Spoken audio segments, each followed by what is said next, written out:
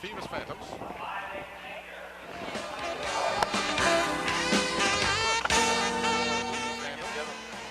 From Phoebus High School in Hampton, Virginia at Phantom Park, WHCS presents high school baseball. The Phoebus Phantoms hosting the Kecoughtan Warriors. Good afternoon, everybody. I'm Tim Cole, along with Bob Hintz. Welcome to Phantom Park for today's game between the Phoebus Phantoms, who are 3-10, 4-11 overall, and the Kecoughtan Warriors, who are 9-3, 10-4 overall. And Bob, a little information about our two teams today. Well, what we're going to have, this should be a pretty good ball game. Kecoughtan blew out Phoebus the first time they played them, but we have some interesting situations. Mark McFadden, who is the son of Chuck McFadden, the coach over at Phoebus, plays for this Kecoughtan group, and then Buddy Denton also has his son playing for him. So we have two of the sons of the coaches playing today.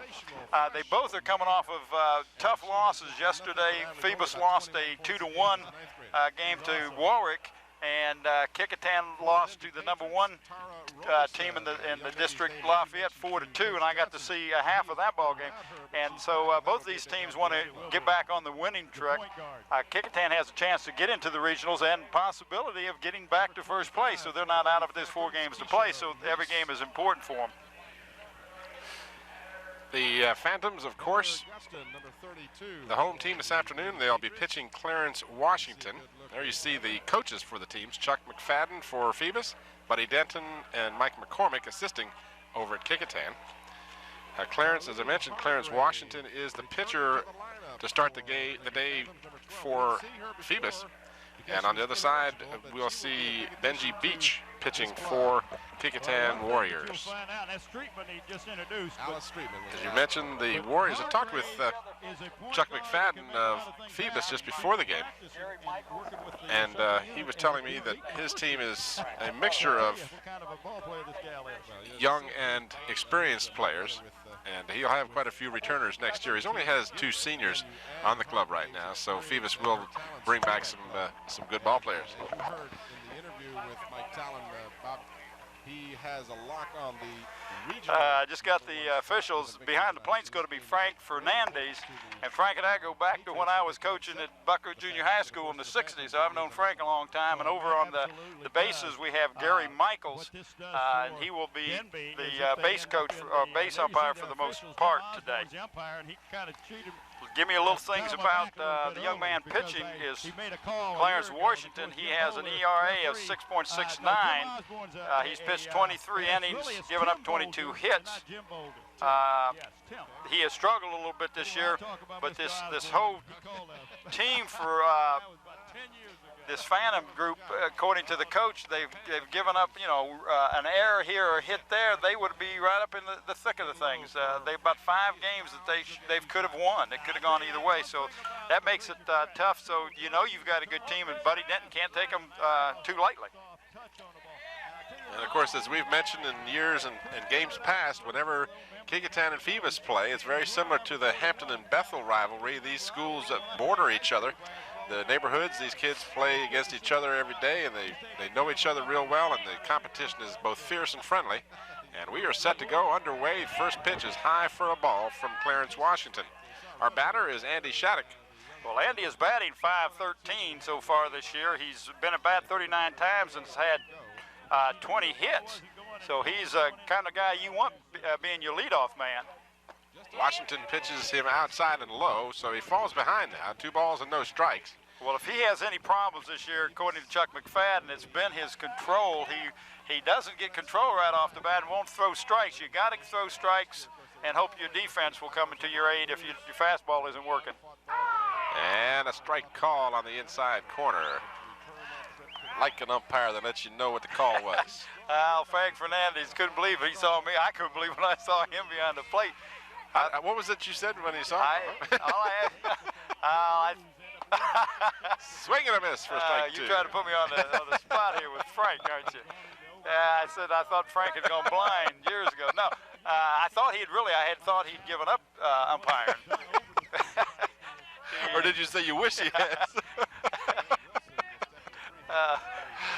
He's got a photography place, and that is a nice curve. Nice curve for the strikeout as Shattuck, with a big 500-plus batting average, goes down swinging. So Clarence Washington gets the leadoff batter to swing and miss on strike 3, and it brings up Russell Ward, who will be playing center field this afternoon for the Warriors. Oh, he's been to the bat 42 times, has hit 15. He's batting .357. Takes the ball high. I tell you what, I'm real impressed with Washington after getting behind to come across his curveball. Looked real good, breaking off and getting the Shattuck the first batter. Big right-hander delivers. It's hit down the third baseline. It's a fair ball. This will be for at least 2.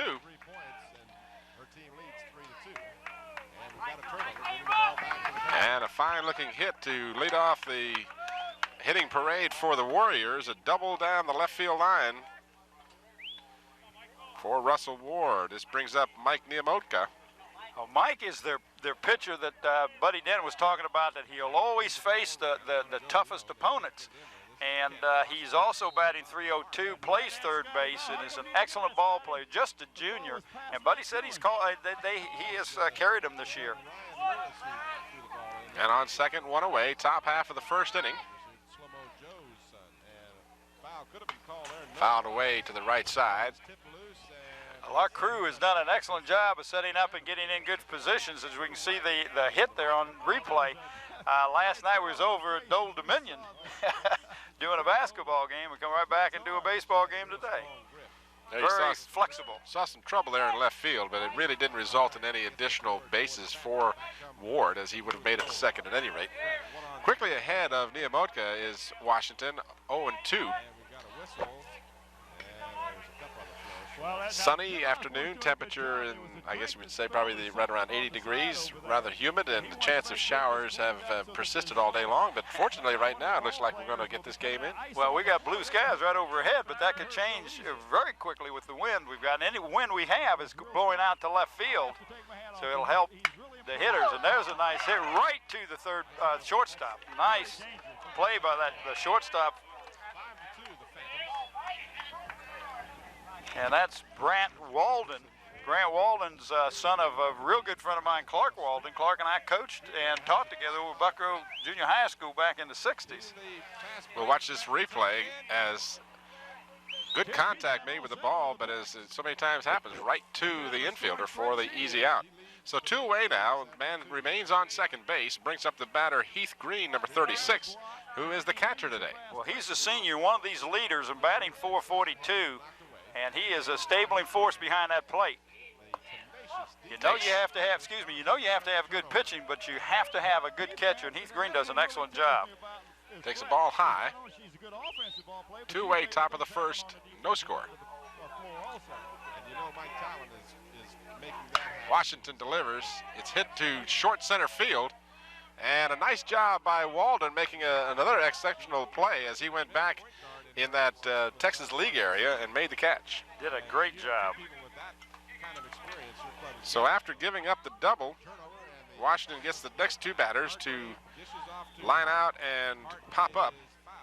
And after 1/2 of an inning, we have no score. Phoebus Phantoms coming to bat. Want to remind the fans that on the 5th of June, Channel 29, WHCS, where you're watching baseball and basketball and football for the last several years, as well as excellent other programming available through Channel 29. We're going to be moving. We're not moving anywhere out of the area. We're going to move to Channel 5. So when you want to watch the best in local programming from your Hampton City school system, whether it be sports or entertainment programming, Channel 5 is the place to tune. There you see the batters due up for the Phantoms here in the bottom half of the first inning. They'll have the leadoff batter will be Brant Walden, followed by Steve May, and the pitcher Clarence Washington. You know, as we do this, we get a little more of these things on the graphics here. It really helps. Bev does a great job in there. But that big 29 will change to 5 on the 5th. I'm going to put a big X through that and put a little 5 over to the side, because on the 5th of June, Channel 5 is your place to tune. Which is a... whoa, I think I coined a little phrase there. Yeah, you're a poet and don't know it. Don't know it is for sure. But your feet show it. They're long fellas. Well, that was fun doing that basketball game with the Soviet Union. What a team. That girls team is, and take nothing away from Boo Williams' team, but the Soviet girls were awesome. Yeah, they really did a job. Brant Walden is coming up to bat. Shortstop had 2 putouts in the first inning by himself. He is batting .333. He's had 13 hits at 39 times a bat. And I need to add that this is through, this does not include yesterday's game. Will still have it. That was not a good pass by Monica, but it was. Alden takes a ball outside and low. Alice is doing a great job out there. 9-2 Phoebus, as you said. See a Bob. good look at Chantel Brant Pitt Walden, becomes the point guard. shortstop for the Phoebus Phantoms. Well, Benji Beach has pitched 15 2/3 innings this year. Has Pitt will put it up, no good. And we've got a foul underneath. has given up 13 hits and has had 13 strikeouts. Falls behind the batter Walden now, 0-3. That's the third I should say 3-0. 3 balls, no strikes. 4:30 remaining in the first quarter. Full court pressure. And he gets the call on the inside corner. 3-1. Nobody out. Bottom half of the first inning, no score. Kecoughtan had a double in the top half of the first, but stranded the batter. And you know that a lot of people say, well, that was a bad Inside and high, ball 4. So Brant Walden will get the base on balls. and they got him doing things. And that'll bring up Steve May, who plays first base for the Phantoms. And Steve is batting .410. He is the leading batter for this team, and I know Steve. His father is the preacher of our church. In fact, he's sitting behind us. Steve, a fine young man. He's been at bat 39 times, had 16 hits, 8 RBIs. Steps in left-handed. Roberson spins, shoots, in and out. And Pitt gets the rebound for the Phantoms out quickly. Fred. Inside. The ball knocked Almost a message away pitch. from the bat by Roberson. Hey, okay, I know you're there, but guess what, Steve? High and tight. Make sure you're going to be aware that I'm out here. In for the Patriots now will be number 52, Tisha Reynolds, and she'll replace Guston. And again, inside for ball 2. Pitt will trigger. Squared around as if to bunt and then pulled back. 11-2. Looks down to Coach McFadden for the signal. Steps in with a runner on first, nobody out. Count 2 balls and no strikes. Benji Beach delivers a strike call. Good pitch. Well, I don't know if you're aware of it, but the Kecoughtan coaches call the pitches, whether it's a curve or a strike or a split finger or knuckle, whatever it is, whatever his repertoire is, but it is called prior to the pitch by the umpire wanted to call that a strike. Yeah. Started to go up with that right arm, but then thought about it and called glasses it. fogged up on him. I just noticed what you were saying. I looked over there right in the corner there. One of the coaches, I guess that's McCormick. Mike McCormick, yeah. He was giving signals to the catcher. Denby had a long drought. They had Ball high, ball 4. So 2 men on now as early in the ball game here. A little bit of a control problem for Benji Beach. And that'll bring up Clarence Washington, the pitcher. On the floor one time, shoots it, hits it, and is fouled. Clarence is only batting .193, but he's had 4 RBIs, 6 hits, 31 trips to the plate. Certainly help his own cause here with a little single or something like that. Takes the ball. Foul is called against. Benji Beach has had trouble finding the range here early as he's walked the first 2 batters. A chance to watch this play again. You see Reese is left alone. She looks around and she says, well, shoot. I might as well shoot. Comes in low, so And Frazier just too late getting falling over. again behind the batter. Fouled her and the ball And we've went seen in. it already We've got this a year in whistle just a now. few Foul games we've done is before if your the control shot problem lead. starts to get to you, it'll cost you. Most certainly will. As Monica Hart got that ball, 2 bodies just 2 balls, no strikes. fouled her before she got Outside, ball 3.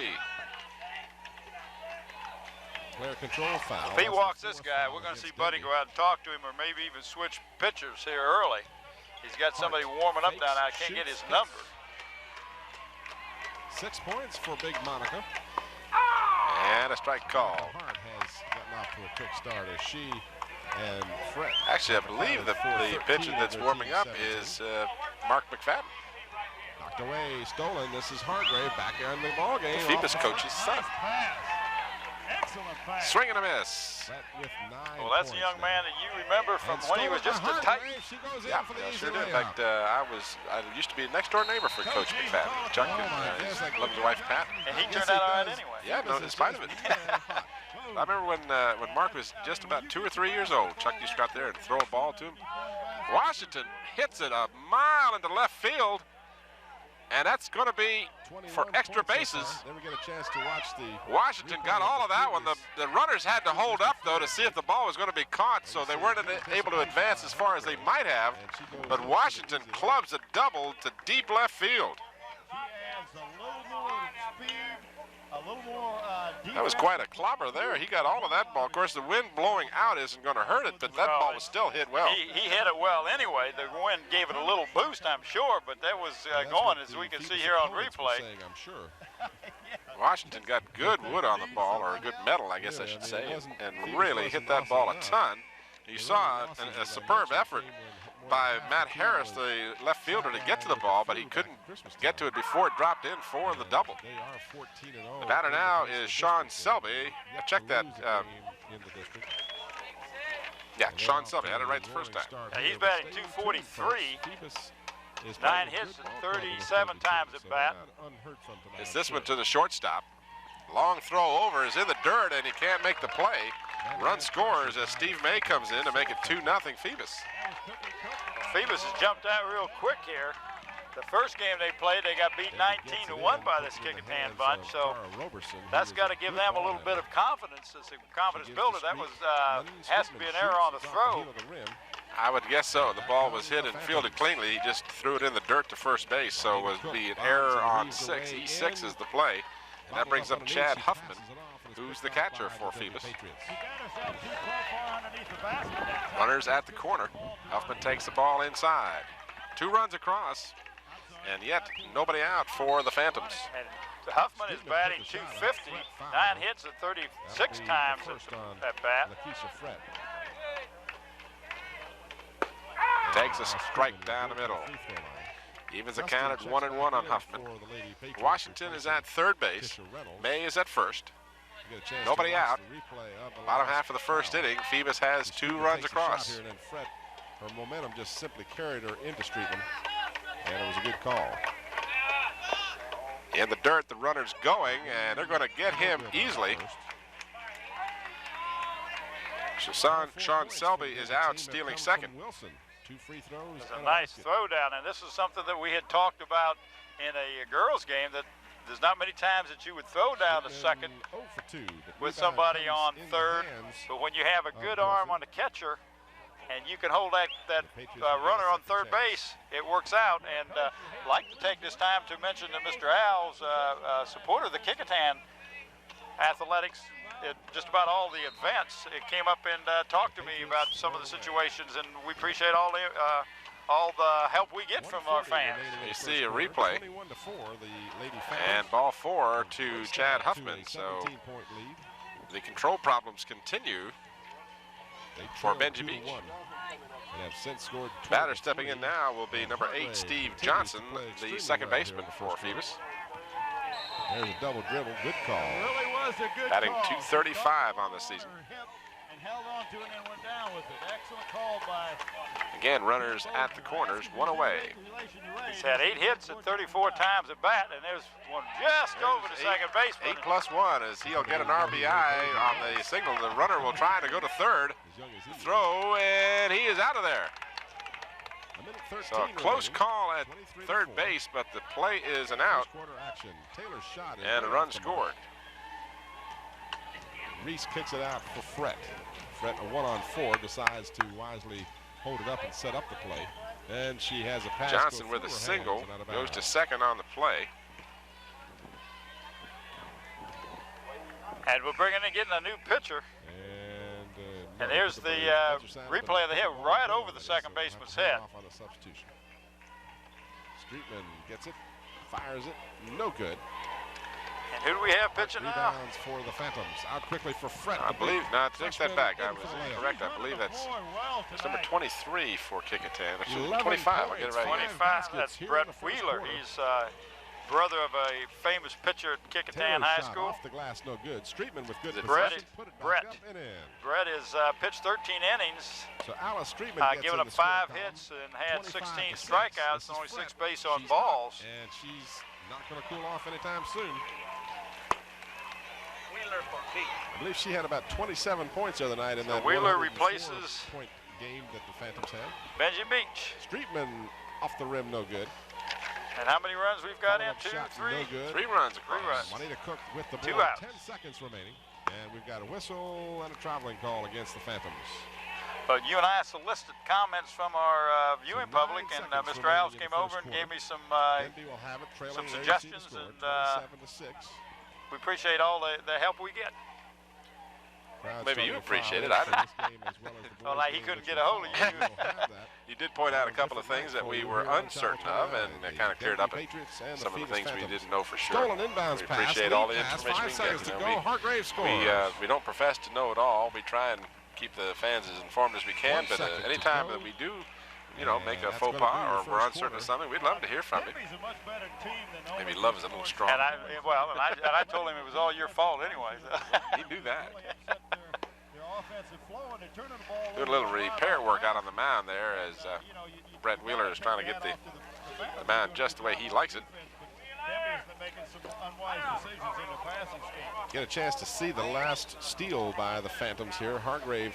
So his will warm-ups be the are recipient of over the with. pass by We Pitt. got the Nice change in lead pitching, pass by and it Chantel brings Pitt. up our batter, Hargrave gets the ball Wayne under control. Gomez. Goes in for the Is that easy Gomes lay. or Gomez? Gomes. Gomes. He's batting 194, has had 7 hits at 36 times to the plate. I've got some names for him too. I'm going to tell you some of the names. And he, I'm told by Chuck, is his premier pitcher. Has pitched the greatest majority of the innings his team has played this year. Not so young. There's Like BBF's many got good it. athletes, he can play more than one position. That's a good- Not so young. Oh, wait a minute. And he's the third baseman.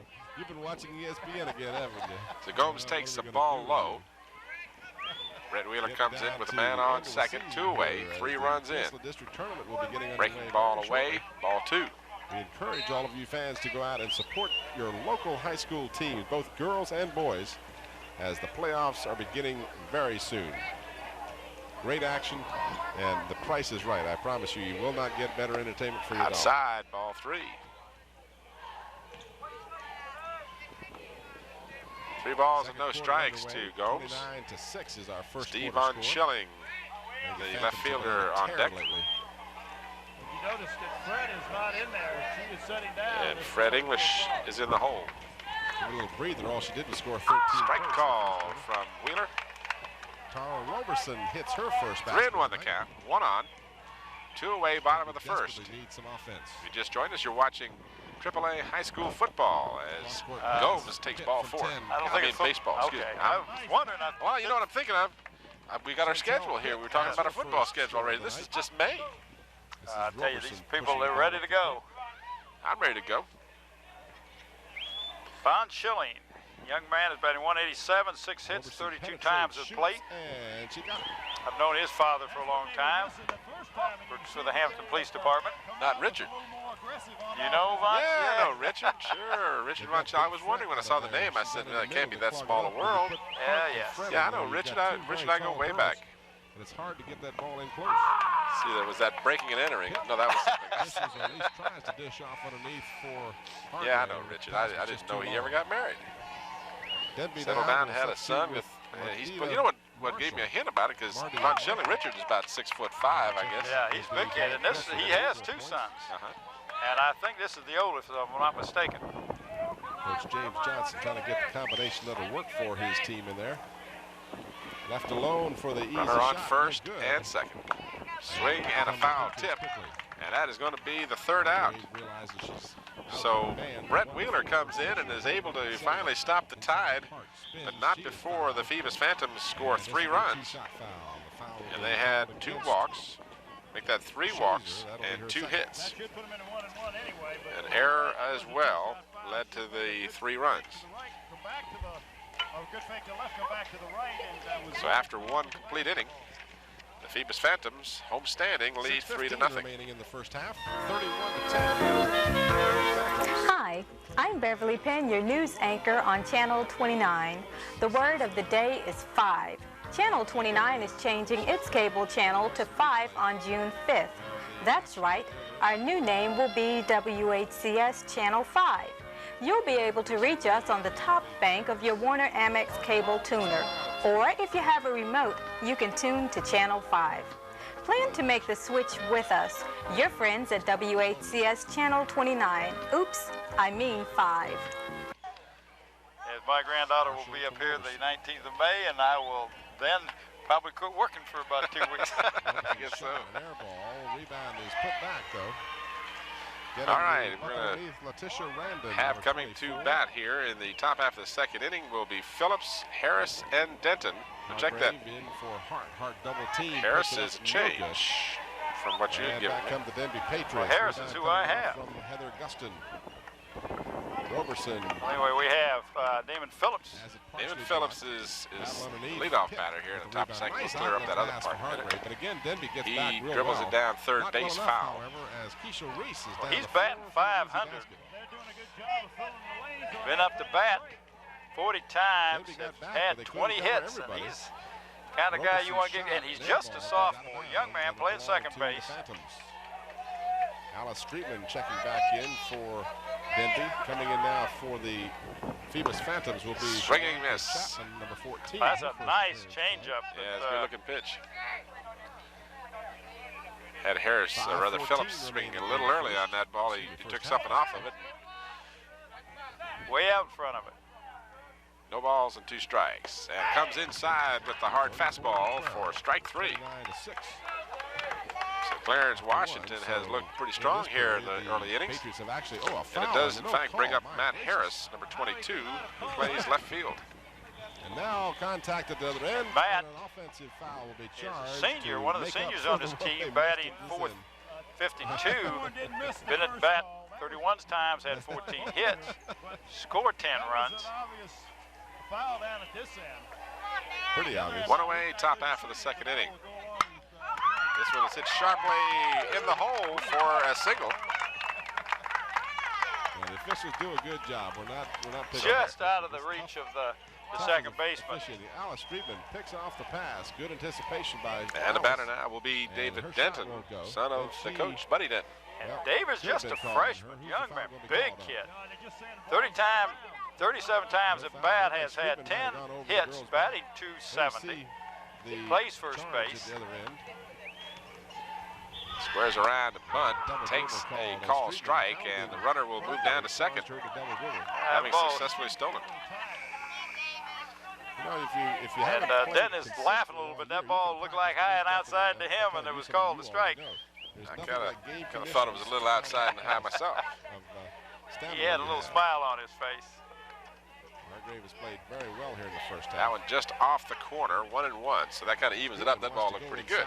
Now that first one wasn't too great. But I promise I won't get on Frank Fernandez too bad. Batted away, stolen by better not throw you out of the ball. Did you get a technical foul? Baseball? He goes down hard on the play.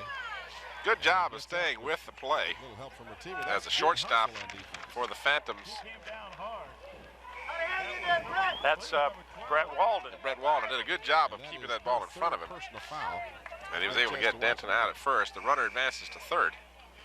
Brings up Tommy State. Checks out for Phoebus, as does Tommy's a junior, batting 235, had 4 hits 17 times at bat. He is the DH. Oh, she went down for Kecoughtan when they have a DH. Real tough battle on defense. Give her credit for hustle. Pops this one foul behind us. Pitt has the first free throw come off the heel. Chance to watch this.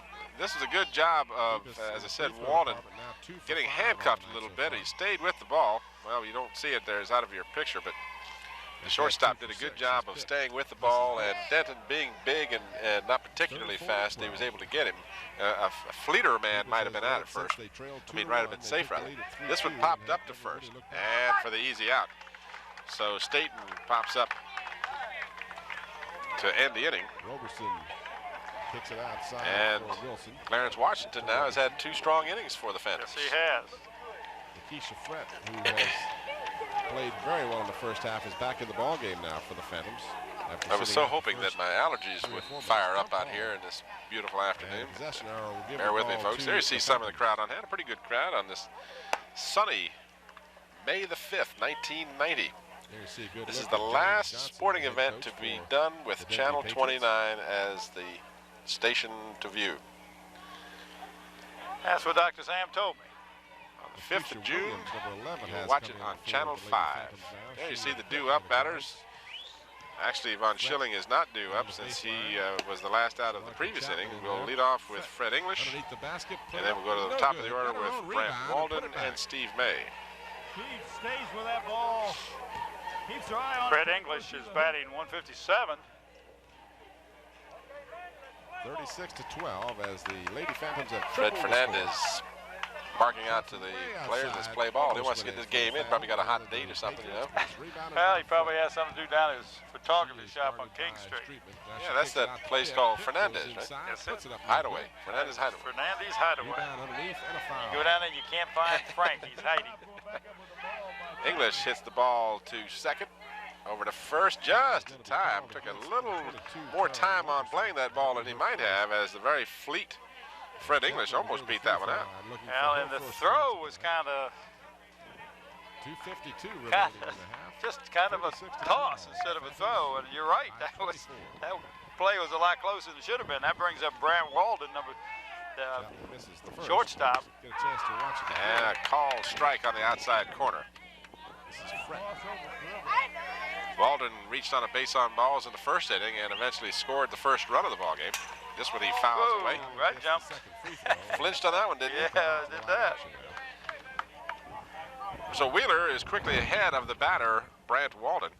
Well, this is the third year on varsity for Brant Walden. He is the team captain. He's been the shortstop for the past 3 years. Last year, he led the team in hitting with a .427, and he was named the MVP of the team that year. By Latasha Randon. Roberson hits. One ball and 2 strikes. Excuse me, his on-base average is .450.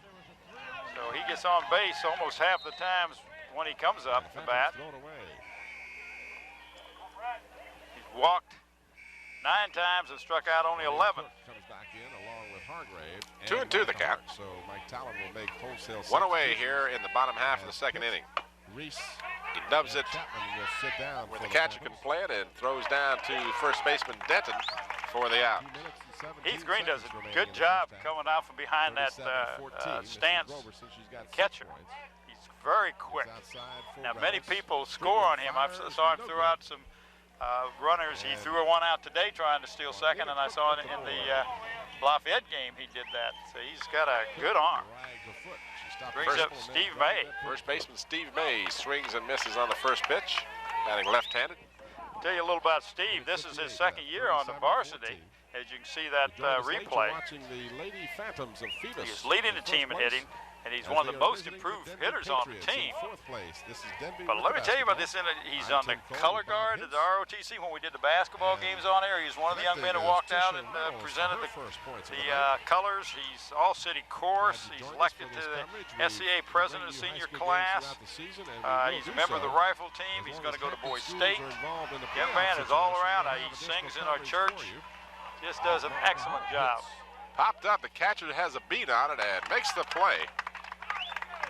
And that's the first time that Kecoughtan has got him out. 1, 2, 3. Hey, Bob Hintz here at Phoebus High School with Coach McFadden. Coach, tell me a little bit about your team this year. Well, Bob, you know, you look at our record, it's really not indicative of how good this team really is. We've had a lot of close ball games. I can take about 5 games that if you take out an error here and there, that we would have won those ball games. And I think if we had won those ball games, it would have turned the season around. We probably would have been right in contention for the playoffs. Well, I know you had a tough one yesterday. It was a quick game. It was only an hour and a half, and it was a 2-1, and there wasn't many hits in that ball game. And the pitching has a lot to do with what happens with a ball team in the high schools. Is that correct? Right, it sure does. In fact, Wayne Gomes yesterday pitched an outstanding ball game. He's been a workhorse for us. He's pitched over 60 innings. He only gave up 5 hits, had 12 strikeouts. Unfortunately, we only produced 3 hits, and Wayne gave up 5. Of course, Wayne also got 2 of the base hits and drove in 1 of the RBIs. But yes, sir, pitching is a big part of this game. Well, you got a tough game with Kecoughtan today. They lost a closer one yesterday to Lafayette. Do you think you're going to catch them on the rebound, or maybe catch one when they're down? Well, I hope so. Of course, like you said, we lost that one yesterday, and we're on the rebound, and we haven't had a lot of success with Kecoughtan. I'm hoping today that we will. I think Clarence is ready to pitch. His last 2 appearances, he's done a good job when he's come out to relieve. Right. And of course, he's my number 2 pitcher, and I depend on him. Okay. And I think he's going to have a good game today. I just want to ask you one question. Everybody asks you. Right. Your son plays for Kecoughtan. Right. Tell me about the pressure here. Well, Bob, that's a question I frequently hear. What do you think about playing against your son? And actually, Bob, it's not a big deal. I kind of enjoyed it. So few times that I get to see Mark play.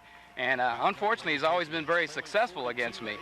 I don't know if he's trying to show me how good he is or he wants to beat me real bad.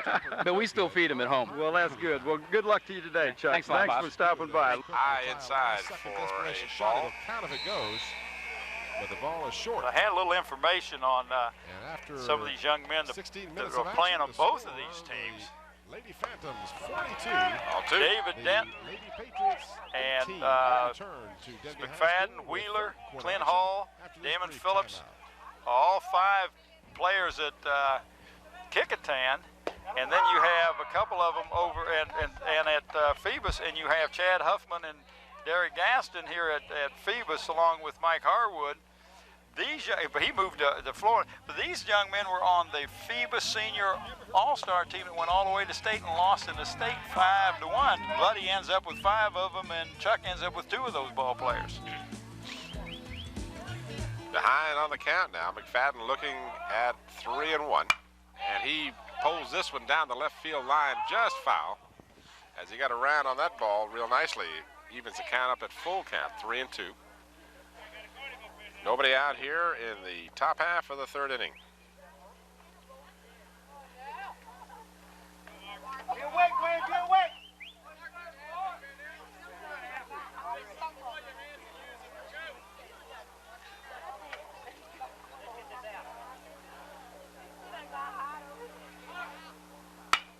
And this time he keeps it inside the boundary lines. He hits that one down 3rd baseline. It'll be for extra bases. And that should be 3-baser, and he may get a home run. Ball got away from the left fielder.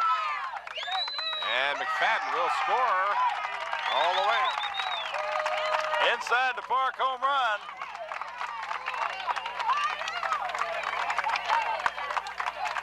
I was watching Buddy down there, and he was signaling, come on to 3rd, and then all of a sudden you saw it looked like he'd wound up tighter because that arm started swinging. He wanted him to come all the way in home. I don't believe they'll give an error to the left fielder on that ball. He just never got to it. The ball got away. I think it got by him. Let's see if we can see this on the replay. You can see it just got by him. That would have been a tough play. And that brings up Andy Shattuck. Andy Shattuck, the leadoff batter. Kecoughtan with a run across here to make it 3-1 now. Andy's one of the seniors on the team. He's also one of the captains. As a junior, he had one of the best all-around seasons of any player Buddy Denton ever coached. He was real proud of the young man. He wants to play college ball. Some of the schools that are showing some interest in him is Virginia Wesleyan, Methodist College, and Newport News Prentice School, just to name a few. And he plays right field, does an excellent job for the Kecoughtan group. And when you have a young team like Buddy has, you need some seniors that are leaders out there, and he's one of the leaders. Ball just fouled down the 3rd base line. Evens the count up at 2-2. Nobody out here in the top half of the 3rd inning.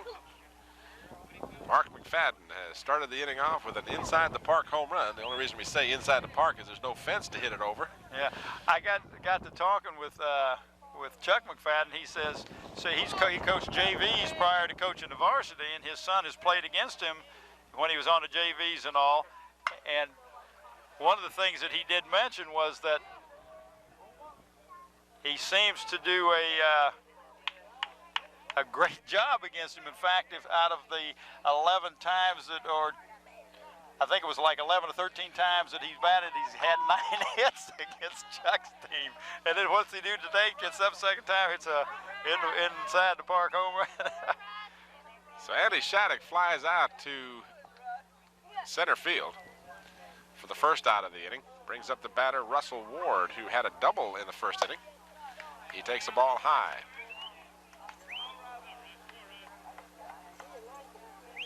Well, Russell last year played shortstop, and he made the switch to center field, which is tough to do, but he's done a great job all season with him. He's just a junior. We'll be back next year. So Washington gets behind, 2 balls, no strikes. This one is low in the dirt. 3-0.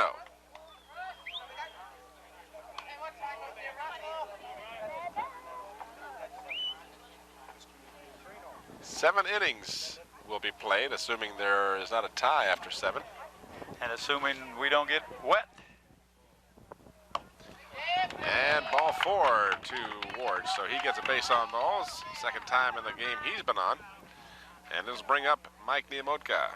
And Chuck McFadden wants to go out and try and settle down Clarence Washington. Said all those nice things about him, and then he's had kind of a tough inning. Well, you know, sometimes it just, the little time in between innings seems to cool you off a little bit. Maybe your arm's a little stiff or a little sore. Or, you just, I don't know, little things will change from one inning to the next. You see that a lot of times. He's done a good job so far, and I'm sure that's what Chuck wants to do, is just get him settled down a little bit. Mike Niamotka, the batter, who is the premier pitcher for the Warriors, plays third base when he's not pitching. He's batting .302. But he's been our big gun, as Buddy Denton said, on the mound this season. Considered by most to be maybe the top district pitcher, the top pitcher in the district, which is great for just being a junior. He works real hard in practice, and this is where you get a lot of young kids look at the games and they think these people are just natural. They work to be good. You have to practice hard, and this is one thing that Mike does. He's had some colleges already show some interest in him. Throw over to first, and Ward is back easily. Runner on first, 1 out.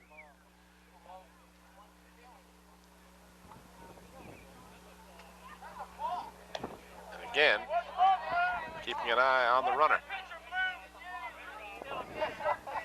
They're calling for a balk over here. The pitcher jerked his head.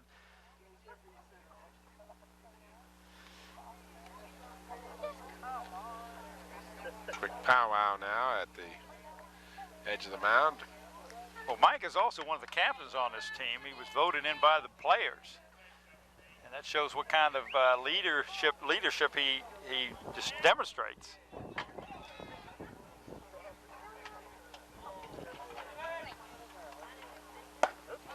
High and tight for a ball. Come on, Clarence. Throw strikes. We've got a nice crowd here.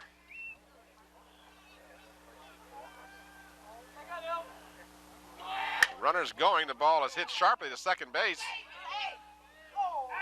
And the out at second is recorded. So it was a close play because Ward was running on the pitch. And that brought the second baseman over right to where the ball was being hit. And Mike McCormick's going to go out and talk to the base umpire, Gary Michaels. He wasn't happy in the call, and he's trying to... A chance to watch this again. Unfortunately, my view of the play was obscured. Let's see if I can pick it up here. The ball was hit to the second base. Here's see a good look at it.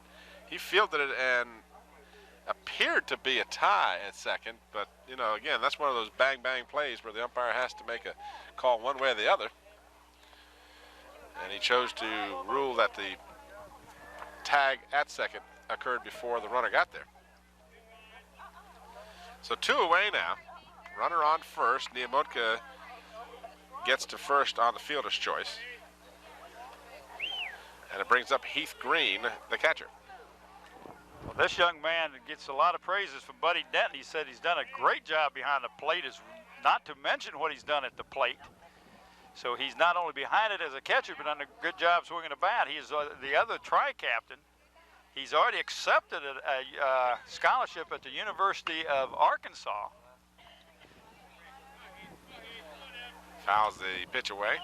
He's a real team leader. Now, the University of Arkansas has not given him a baseball scholarship, but that's where he's going to go to school, and hopefully he can walk on and make that team. But he's a real hard worker. Washington's pitch a little bit low. 1-1 the count.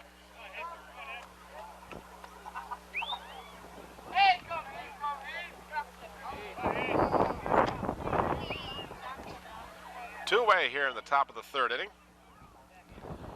One run across for the Kecoughtan Warriors. Our score is 3-1. Phoebus scored 3 runs in the first inning. Well, Clarence has thrown more pitches in this inning than he did the first 2, I believe. Yeah, he pretty much breezed through the first 2. Green hits this one, and it's going to drop in. Right fielder has some trouble with the ball, so Niamotka has to hold up nonetheless, and runners are at first and second now with 2 out. And Damon Phillips will be the batter. Now, Damon is another one of the, it's just a young man, he's just a sophomore, and Buddy says, what a surprise. He has led the team in hitting most of the season. He plays third base when Mike Niamotka is pitching, and second when Mike plays third base, so he does a great job offensively and defensively. We've got a pinch runner coming in for Kecoughtan. Baba, I wonder if you could I'll get his number. do me a favor. What's got his number? number? 28. Number 28, and that's Sean Hapes. Sean Hapes, H-A-P-E-S. 28. So Niamotka will come out for the pinch runner. And again, we remind the fans that there is the ability to come out of the game and come back in one time during the game. They call it re-entry. Yeah. Batter is Damon Phillips, who struck out in the second inning. And he swings and misses on the first pitch. Runners at first and second, 2 down. Top half of the third inning. Damon's batting .500, so you expect him to, he's the second time up, he should hit this time. It only worked that way.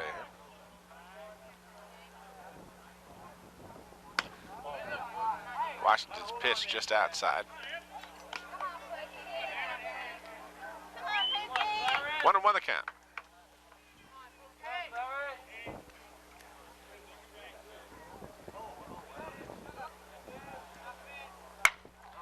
Ball hit in the hole for a base hit. A run will score. Again, the left fielder has trouble coming up with the ball, and on the throw, Phillips will move down to second. So we have a tie ball game. No, just 2 runs in. Oh, they had in the park home run and that run. oh. Don't mess me up here. All right. Because we've had 2 outs here. Oh, that's right. I'm sorry. Niamotka's pinch runner just scored for him. And Heath Green is on third now. And Phillips is on second with a single and advanced to second on the throw. And Matt Harris steps in. Runners at second and third, 2 away, 2 runs across. And a strike call. Well, Matt is one of the seniors on this Kecoughtan team. As you see this play, this last hit. Right in the hole. Unfortunately for the Phantoms, their fielders have had a little trouble feeling the ball. It hasn't really hurt them too badly. I think that run would have scored anyway, as the ball is popped up and taken by the third baseman for the 3rd out of the inning.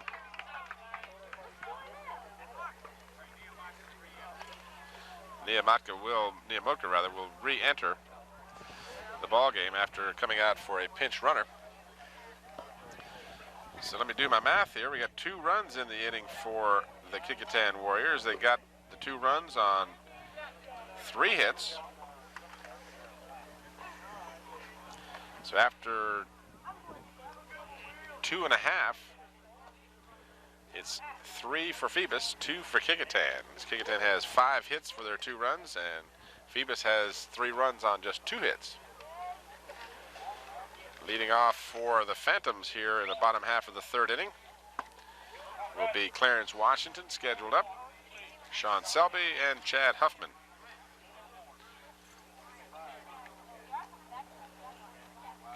Fortunately, so far, our weather has held up for us. It really has. It looks, you can look over the water, over that towards Buckrow Beach, and it looks like it could rain at any time, but right over our head is clear blue, just a few scattered white clouds. So.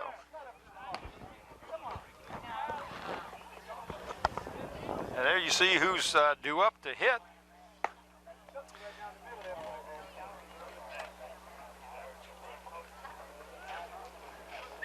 Number 17, Clarence Washington, the pitcher, is the first batter coming up.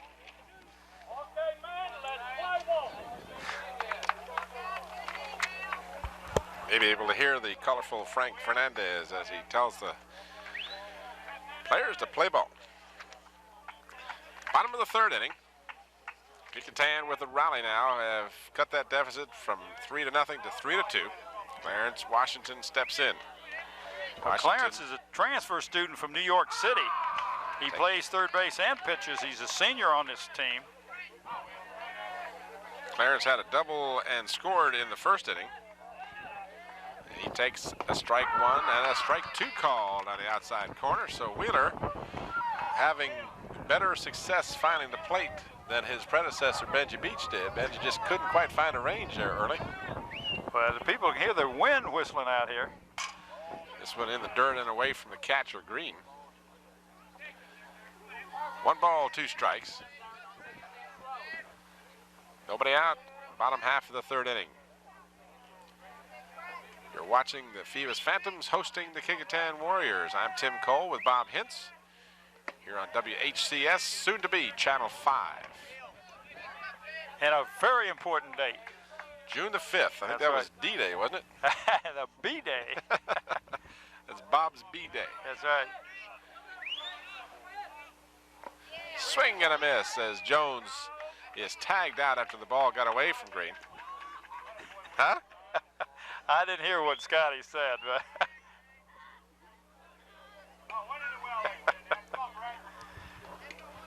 and the batter stepping in is Sean Selby. He reached on an error in the first inning.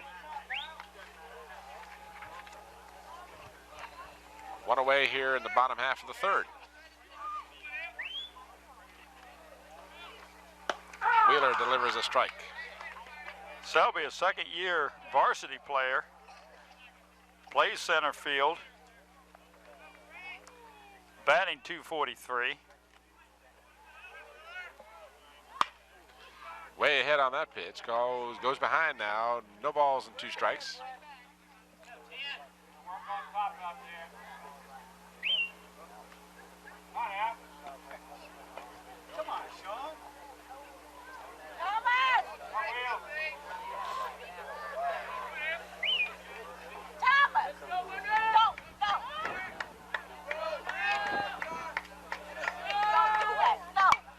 Fouled away.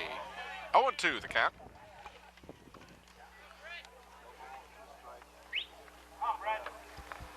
Let me see. Where was that shot from? We have a fourth camera I didn't know about? I don't think so. Oh, high.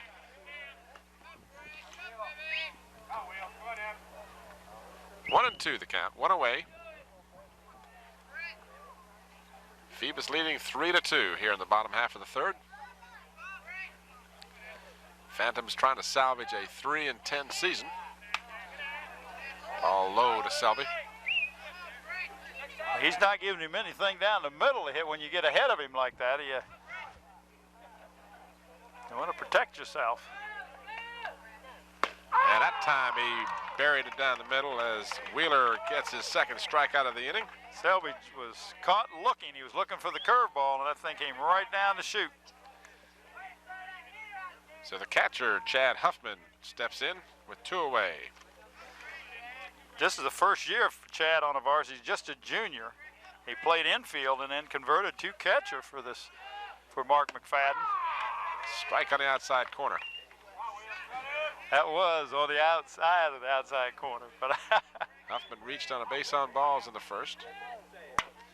Reaches out and smacks this one down to the shortstop. Long throw over to first, dragged the first baseman off, but he made the tag as a good play by freshman Denton. He got pulled off the bag, but made the tag. He sure did. So 1, 2, 3 inning. I can't even count. 1, 2, 3 inning. What are you doing, all right? Slow-mo Joe came over here and said, make sure you don't put this man on camera today. He looks a little rough. Stayed up late last night to watch some Major League. Boy, I tell you, the advantage of having cable. They got baseball and basketball and hockey and everything on all the time. Last night I watched a super ball game between Boston Red Sox and the Oakland A's. Canseco crushed one to South America. He hit one into the fourth deck at the A's stadium there as the A's beat Roger Clemens. That was quite a matchup. You watch Dave Stewart pitch. He goes the number 6 win of the year for Stewart. Here it is, only the 5th of May. So if you enjoy baseball, cable, I tell you, ESPN, a lot of people when they got the contract for Major League Baseball thought, well, gee, I'm not going to get to see a lot of baseball. ESPN has the ability to show it all the time. The sports fans feast. Yeah, it sure is. All right, coming up for Kecoughtan here in the top half of the 4th inning, they'll have coming to the plate to lead off will be David Denton, followed by Tommy State and Mark McFadden. Well, David is just a freshman playing first base, but the 4 years prior to this, Alan Denton was on first base. Was a starter for 4 years. This means that this young man can start for 4 years for Buddy and have a Denton at first base for 8 years in a row. That's pretty wild. It really is. He's doing a decent job. He's hitting close to 400 during the second half of the season. Hit his first home run against Denby. Academically is #1 in his freshman class. He gets all his intelligence from his mama. That was Bob that said that, buddy. Well, you know, what you just said is something we always like to recognize, and if we get the information about these young athletes who are also scholars, we like to pass that information on just as readily as we do their batting averages, and that's certainly something for Buddy to be very proud of. Oh, absolutely. Well, son is Trish, #1 in his class. Mama Trish is a math teacher at Kecoughtan High School, so he comes from a family that has excelled academically also. So that's great. Well, our congratulations to young David Denton for not only his success on the field, but off as well. But you look at the young man, as big as he is, it's hard to believe that he's just a freshman, Tim. I imagine Buddy's got to get a second job just to keep groceries in the house. Well, he does have a second job. As a matter of fact, they own the batting cage on Mercury Boulevard. Oh, is that right? That's B&B. That's Brian and Buddy. Brian Cave and Buddy Denton's batting cage. I didn't know that. Well, see, I'm giving you all kinds of information all the time. Well, Denton this time is out popping up to first base. And Tommy Staten will step in, the designated hitter. He popped up to first in the 2nd inning for Kecoughtan. Now, he's been the DH the second half of the season. He's just a junior. And he's starting to show some confidence in his ability to hit the ball, and he runs real well. 1 ball and no strikes. Swing and a miss, evens the count at 1.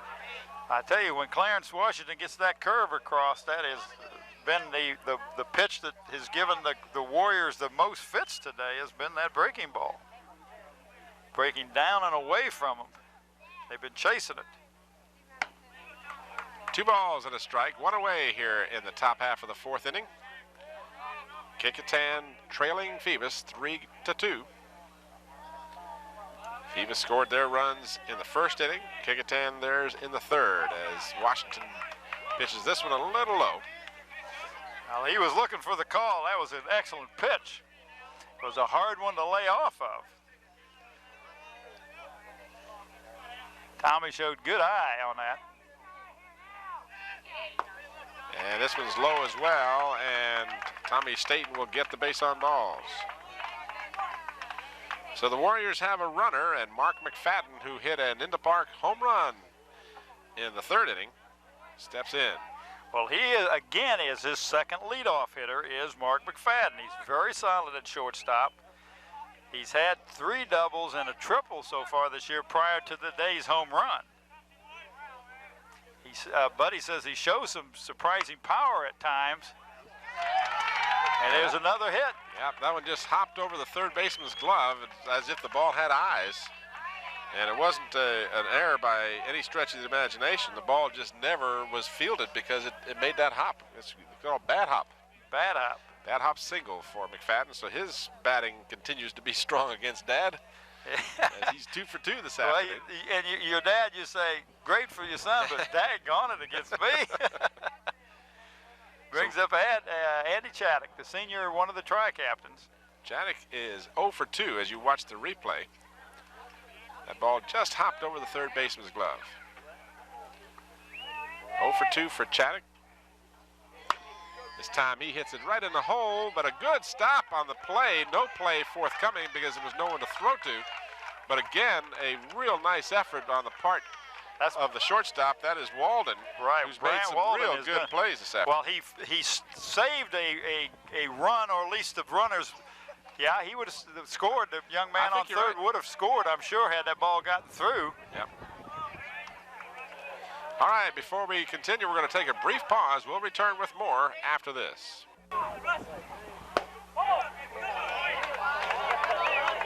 Back here at Phoebus Phantom Park. Our batter is Russell Ward with the bases loaded here in the top half of the fourth inning. Got a dog on the field here. We could have used that when we needed a team change a minute ago. You guys released the dog too late. And he's saying, well, I'm just going to take my time here.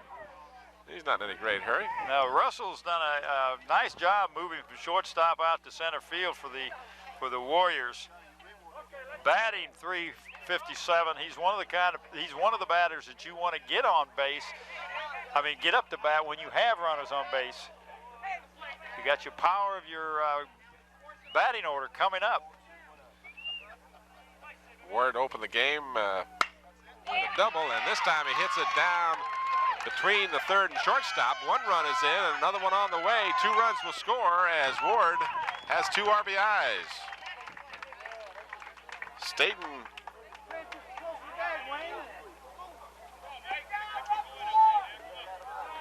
scores, as does McFadden. So 2 runs in, and runners at first and second. There you see the replay.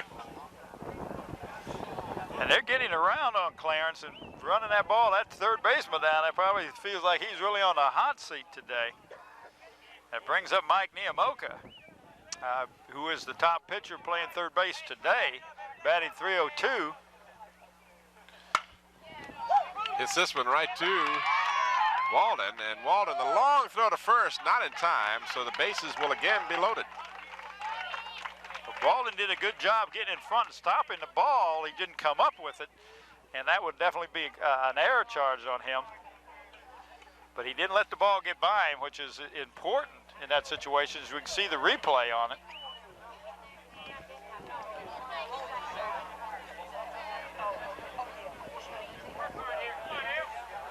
The batter is Heath Green, the catcher. And this is a team leader. Play will be at home, and almost drew the catcher off, as a good play by the third baseman, and even better play by the catcher. Well, he didn't have to tag the runner. It was a forced play. He did a great job of making sure first that he caught the ball, and then reached over and stepped on the plate. What a nice job by the catcher, number 2, Chad Huffman. Batter now will be Damon Phillips as you watch the replay.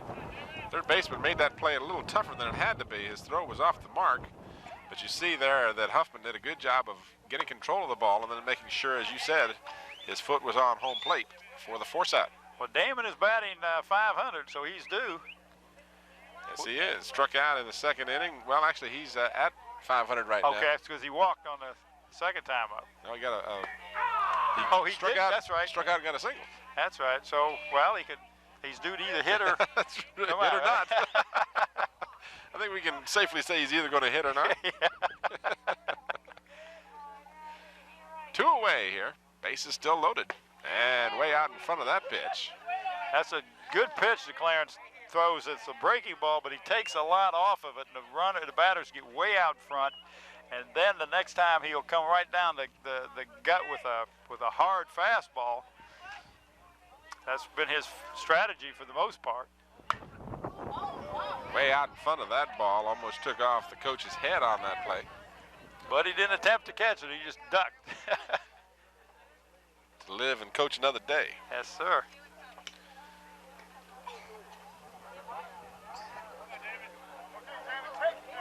So Phillips now with 2 strikes against him. Bases loaded, 2 runs in as the Warriors have gained the lead. 1 ball and 2 strikes. Phoebus led 3-0 and 4 runs now for Kecoughtan, and going down swinging is Phillips. So Clarence Washington finished strong after getting a little bit of trouble, but the Warriors do take the lead as they get 2 runs. Hi, Bob Hintz with Coach Buddy Denton of Kecoughtan. Coach, you had a close game yesterday. I got to see just enough to see all the runs scored, and then I had to leave. Oh, yeah, we did have a close game. Most of the scoring took place in the early part of the game, and then things just kind of settled down. And we had a couple of scoring opportunities that we just couldn't take advantage of, and the pitchers kind of took over after about the 3rd or 4th inning and ended up 4-2. Well, the other day we got to talk a little bit, and we didn't get to talk about Mike at all, and both you and I felt bad about that. Tell me a little bit about Mike. Well, yeah, we did. We had the little interview during the Hampton-Bethel game the other day, and you asked me about my seniors, and you asked me about some of my younger players, and of course Mike is sandwiched in between. He's a junior, and of course Mike has carried us all year. We have to depend on Michael an awful lot, and we throw him in what we consider to be the tough ball games. And of course we've had some ball games where we've scored 12, 15, 19 runs, and Mike doesn't ever seem to be on the mound during those ball games, and I'm sure he wonders why we don't blow things open sometimes when he's out there. But unfortunately for Mike, and of course he's our bread and butter pitcher, and he catches all the tough assignments. And just like yesterday, Mike pitched a heck of a ball game against Lafayette, and we got 10 hits, but they were so spread out we just couldn't bunch anything together. Right. It looked like, according to the score thing that I saw, you out hit them. Yeah, but you left more people on base, and if you can't get them across the home plate, it doesn't help. No, that's true.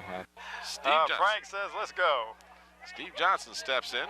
Number 8, the second baseman, second year varsity, and he's a senior. He's 1 for 1 in the afternoon. He hits the ball to the second baseman. Tough play, and he's got him.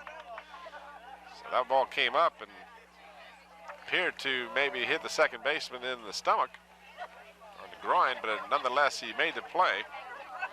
Tough chance. It really is. Here's a young man coming up now. This is this Gomes? Yes, it is. Wayne Gomes. Let me tell you a little bit about him. Now, he plays third base when he's not pitching. Last year he hit .357. Tim, he had 20 strikeouts against Menchville and 17 strikeouts against Warwick this year. So you know he's been the pitcher for this Phantom team. Takes the ball low. He's a big kid, too. I don't know what his physical statistics are, but he looks like he's a good size, and he gets that weight and body behind a pitch. He's going to hurt you. The ball rolls dead in foul territory. Well, that was a smart play by Denton. Had that rolled fair, he could have grabbed it, stepped on the base, and it would have been an out. Heads up thinking there by young Mr. David Denton on first base. Count is 2 balls and a strike to Gomes.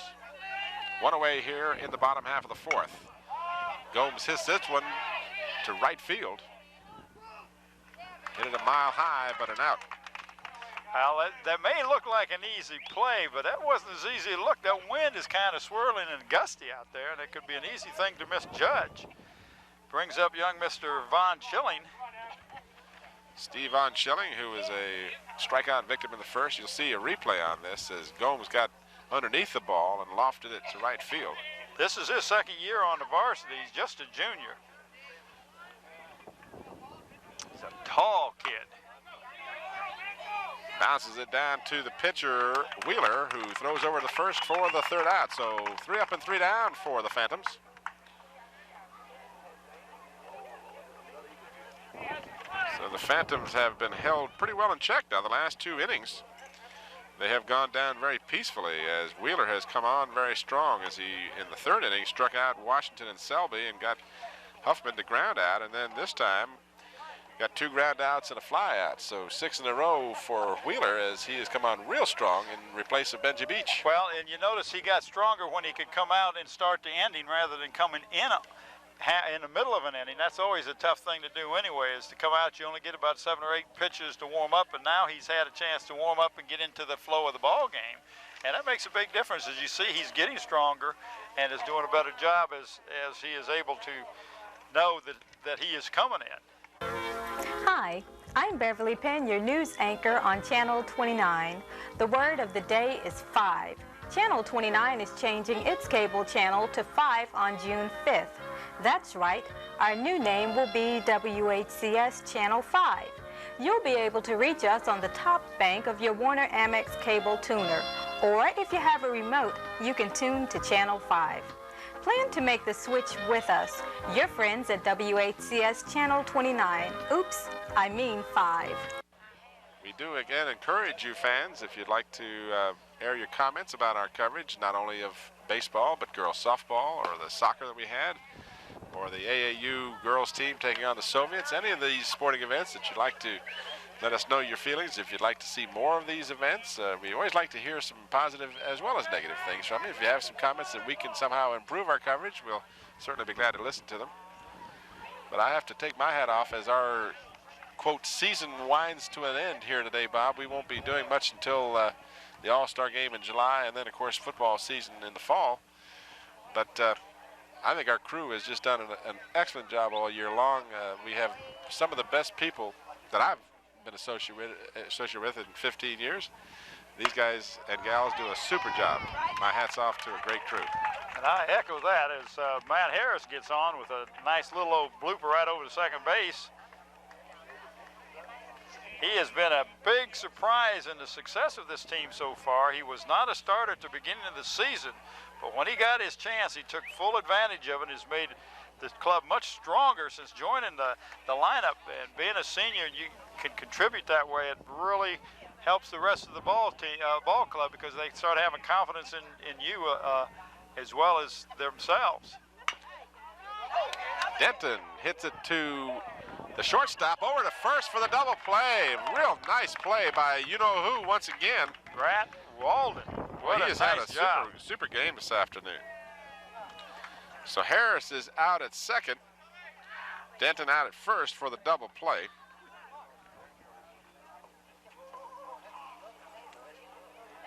That brings up Tommy Staten.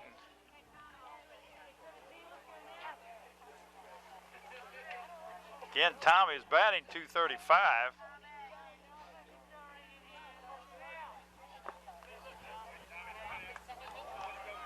Staten popped up to first base in the second inning and then reached on a base on balls and scored in the fourth inning for Kecoughtan. There's Washington.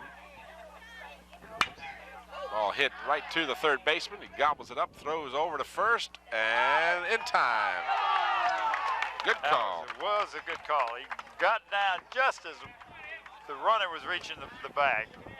So after giving a leadoff single to Matt Harris, Washington got Denton to hit into a double play and then Staten to go third to first for the third out. We get a chance to watch this last play again. And we'll go to the bottom half of the fifth inning with the score remaining 4-3 in favor of the Warriors. But, buddy, I wonder if I can do an interview here with Frank Fernandez, if he can find me. I don't know when it's going to be on, Frank, but it'll more than likely be the Monday or Tuesday night at 8 o'clock. There you see the score, bottom of the fifth. Leading off will be Fred English. He'll be followed by the top of the order, Brant Walden and Steve May. And again, congratulations to Brant Walden on what's been a really good afternoon for him. He had that one error earlier, but that was a tough chance. And he has otherwise played a sparkling job at shortstop today. Well, he has gone for both sides. I mean, he's gone deep in the hole behind third base, and then he's gone over there to second base. So he's got a fine range, but Coach McFadden tells you he's been a starter for 3 years, just done an excellent job. His dad is a good ball player, or was a good ball player in his prime. English swings and misses for strike one.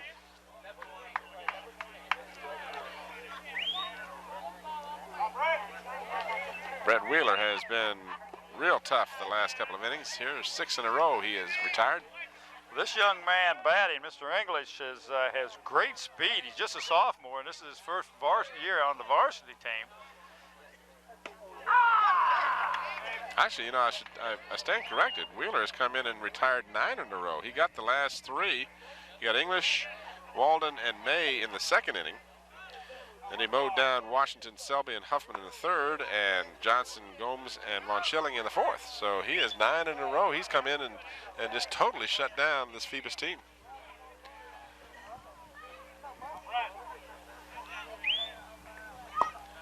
This one is a little bit low. Batter is Fred English, who is a ground-out victim, second to first in the second inning. And you see the count, 3-2, nobody out. And on the outside corner, a late call from Fernandez, but a strikeout for Mr. Wheeler. Mr. Wheeler. That was on the corner. 4 strikeouts for Wheeler since he came in. And Brant Walden steps in. Walden reached on a base on balls in the first, grounded out in the second. Batting .333. Fouls the first pitch off, out of play. Steve May on deck. Phantoms took a 3-0 lead, but have fallen behind now, 4-3. Way ahead of this pitch for strike 2 as he fouled it all the way down, way out of bounds on the third baseline. Grant has had 13 hits so far this year, scored 14 times. On base average is 450. I'm sorry, 458. He's only struck out 11 times. And of course, last year he was the leading hitter on this team. Fouls this one out of play. Heads up, kids. Well, the wind seems to be picking up a little bit more too, Tim. Well, there's some ominous clouds forming over to our right there. I didn't want to look over there, no, but I'm you're right. hoping we can avoid the possibility of some rain here before we get this one over, but there is a front coming through, and hopefully we'll get this game completed. Hit down the third baseline, a perfect hit. Fielded cleanly by the left fielder, and it'll hold Walden to a single, but that's as pretty a hit as you can get. Yes, it was. Nice one. And that brings up Steve May, the leading hitter for this team, batting .410. Steve is a big young man. You can see the size of him. Here's the replay as you saw the nice looking swing from Walden as he just beat that one right down the third baseline for the easy hit. Well, when I played ball with his dad was a right-hand hitter, but he could do the same thing down the right side. He could put that ball right over the first base, which was a tough hit to do. But young Mr. Brandt did a great job. Swing and a miss on the first pitch to Steve May. May reached on a base on balls and popped up. Swing and a miss for strike 2. I'm impressed with Mr. Wheeler's pitching abilities. He's come on real strong for Kecoughtan. Yeah, he really has, but Steve helped him out a little bit. That ball was outside, and he swung at it. Kind of tailing away from the left-hander. That was a tough pitch. Ball gets away from Green, and easily going down to second is Walden. So the tying run now at second base with just one away here. And your leading batter up to bat, so a nice single with the running ability of Grant Walden. Could very well tie this ball game up on a nice single. Again, it'll be depending on where the ball is hit, which side of the runner. All of their points coming from the field. 2 points for Juanita Cook. 1 ball and 2 strikes the count. And 1 point for Sharonka. And a changeup, and he fouls it off, hit himself in the leg while he was still in the batter's box, so he's all of her points coming from still holding with a 1 and 2 count. A total of 4 points for Danette Wilson. She had One out here in the bottom half of the 5th inning. Remind you that the game is scheduled for 7 innings. Kecoughtan leading 4-3. She normally does a much better job scoring than she shows. Jammed him, but May is able to beat it up the middle, and the ball gets through the hole, and Walden will come in to score. And the ball gets away from Green, and advancing to second is May. They're doing a good job. Nice hit by Steve May. As I told you, depending on where that ball was hit, whether Walden could get a jump, and he did. He got a jump when the ball was hit, got through, made it, scored, and then on the throw, Mr. May, young Steve May goes down to second base. Watch the replay of the hit here. May was kind of jammed on that ball. It was an inside pitch. He beat it up the middle. Long-legged May just running for his life down to first base, and the ball just got between the shortstop and the second baseman for the hit. And Walden at second base was able to score. And then on the ball getting by the catcher, May advanced to second. So they stay out of that double play or the force play situation. So 1 out, runner on second, 1 run in. And Clarence Washington, the pitcher, can certainly help his own cause. Sure can. He's a nice size young man up there. Pass for Pitt goes out of bounds. So both teams start off with turnovers. And both are bad passes. Ball is hit to shortstop. There will be a play at third, and he should be called out. He is. Good play. Tell just wasn't ready for the ball.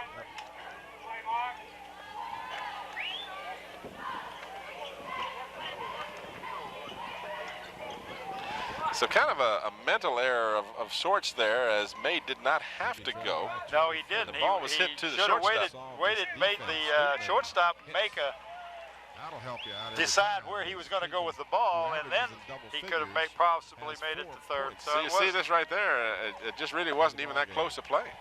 Hargrave all the way across court for. So some suspect running there. It might have been better off not to have run, but hindsight's always 20/20, of course. And the batter stepping in now, Sean Selby. Selby finds a hole to put the ball through, and unfortunately, had May still been on second base here, we might have had a different situation. Now we got runners at first and second with 2 out. And then has her pass picked off.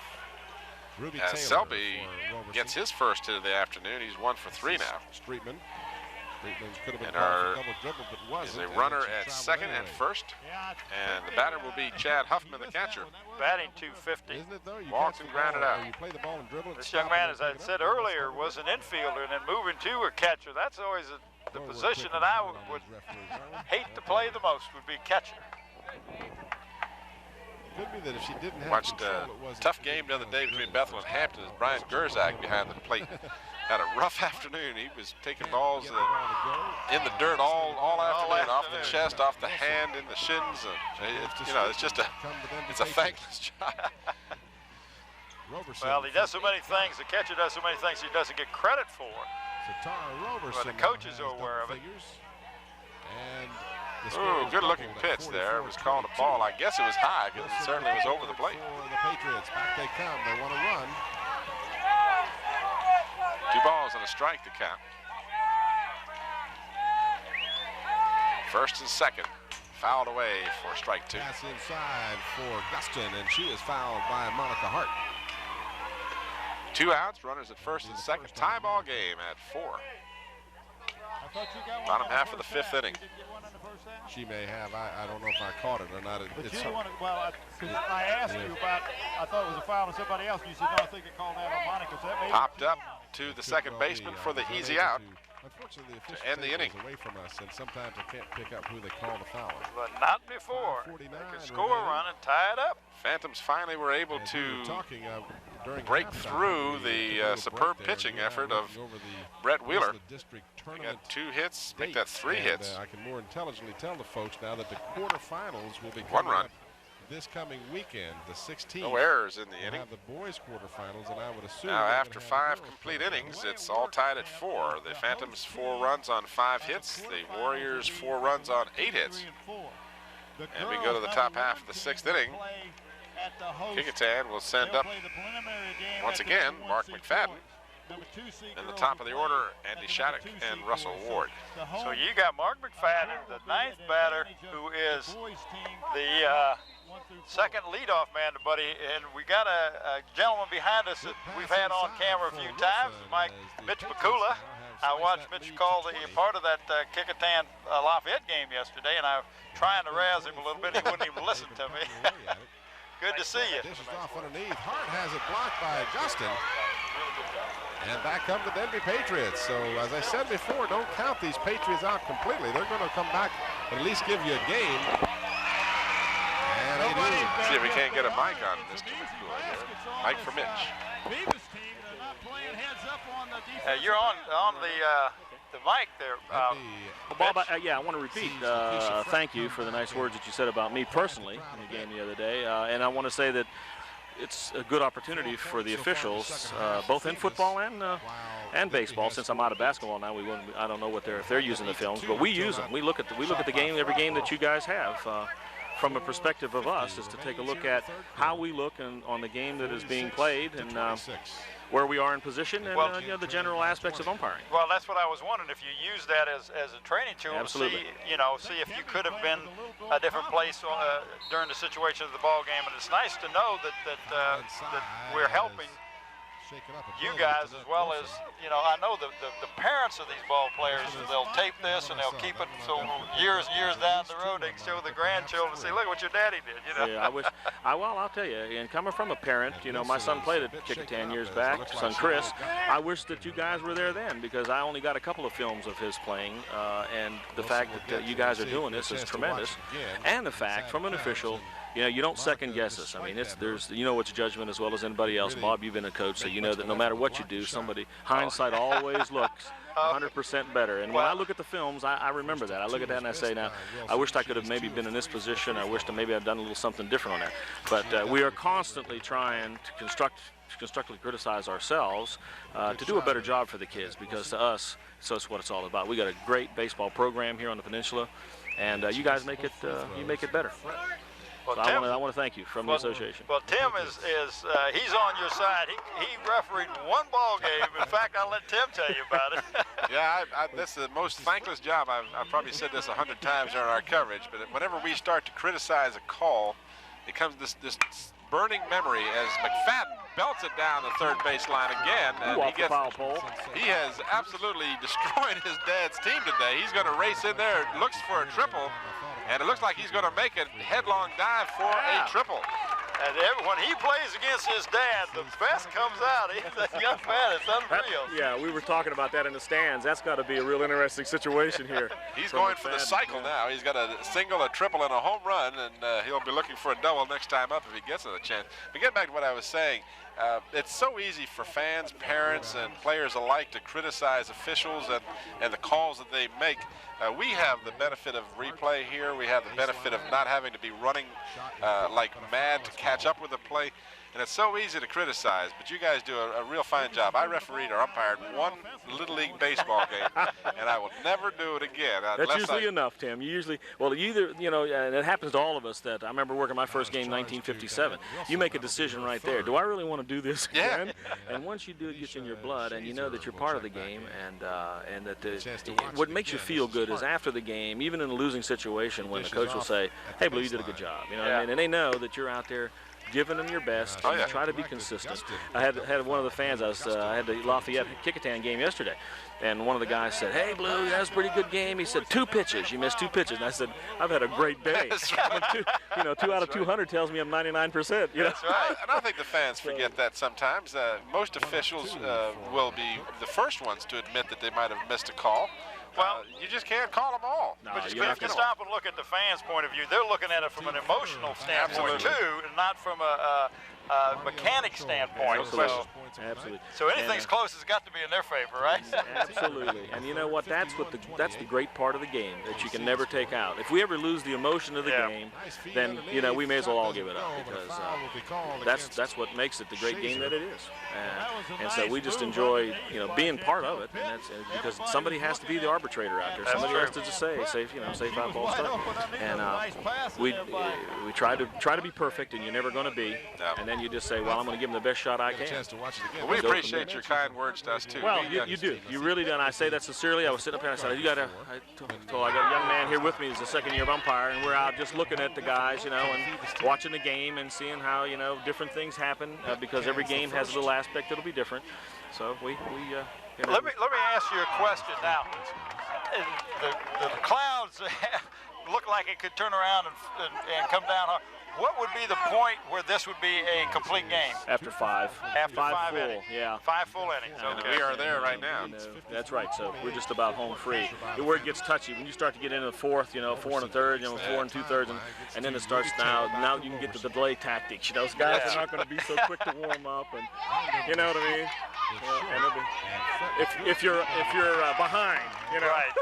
You're behind. That's right. So we don't want to finish this game, right? You want to go out and visit on the mound a little bit, and all those things. But see, again, that's what makes each game take on a different personality. Yesterday we had the wide open sunshine and 2 good heaters there. I had young man Roberts and Mike Niamatka. It was a great ball game. I mean, well, I got to see part of it before we went over to do the Soviet AEU game last night, and I was impressed with the young man. He was breaking off his pitches, had Kecoughtan really reaching for the ball. His curve was really working fine for him, Mr. Roberts.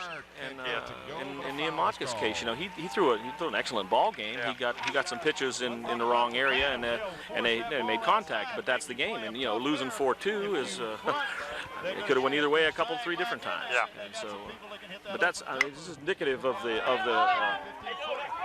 Well, that might be a little fun here. Whoa, great tough play. What a nice play by May. Great play. Yeah, that's young Steve May. Just done an excellent job. That really should have been the catcher or the pitcher's ball, and he came all the way from first to get that. But that's the wind, Tim, I was talking about. That wind can fool you. A pop-up or a long fly ball may look routine, but I'm sure it isn't to those young men trying to catch it. And now what I'm looking at on that, Bob, I'm saying what is my umpire doing? A plate umpire was right over there to get an angle, the best angle you can on that kind of a play, to see if he does drop the ball, trap it, or do what. And so Mr. Fernandez was right in position. So that makes me happy. So. Yeah, well, Frank and I was talking. I said, Frank, I thought you had quit refereeing. He refereed my ball games when I was at Bucko Junior High in the early 60s. Absolutely. Let's not talk about age, Bob. You know what I'm saying? Bob said something about him being legally blind at that time. So. Yeah, I used to get on him all the time. But I've known Frank for many, many years, and I've kidded him off the field because of the size of his glasses. Don't forget he can hear you, too. Frank is a classic. He really is. Us, that's for sure.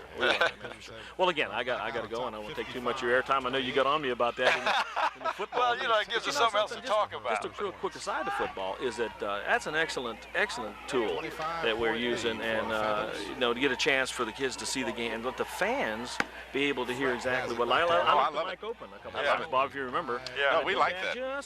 Just to let you see that there's a game within a game. Yeah, absolutely. And the same thing goes on out here. There's a lot of little aspects that a lot of fans don't realize that's going on out here. And of course, we're primarily interested in safety and making the game happen. Well, again, thank both of you, Tim. Thank you. We appreciate you coming by, and look forward to seeing you later on this year. I hope so too. Good enough. Okay. Thanks, Mick. Thank you. Brett and Cook will come out. Reese. Appreciate Mick McCullough coming by and chatting with us, one of the better officials in the area, both baseball and football. While we were chatting, we didn't get a chance much to mention the fact that Wayne Gomes has moved into the pitcher's position, replacing Clarence Washington. And in doing so, McFadden, as we said, he got a triple and scored on the hit a moment ago.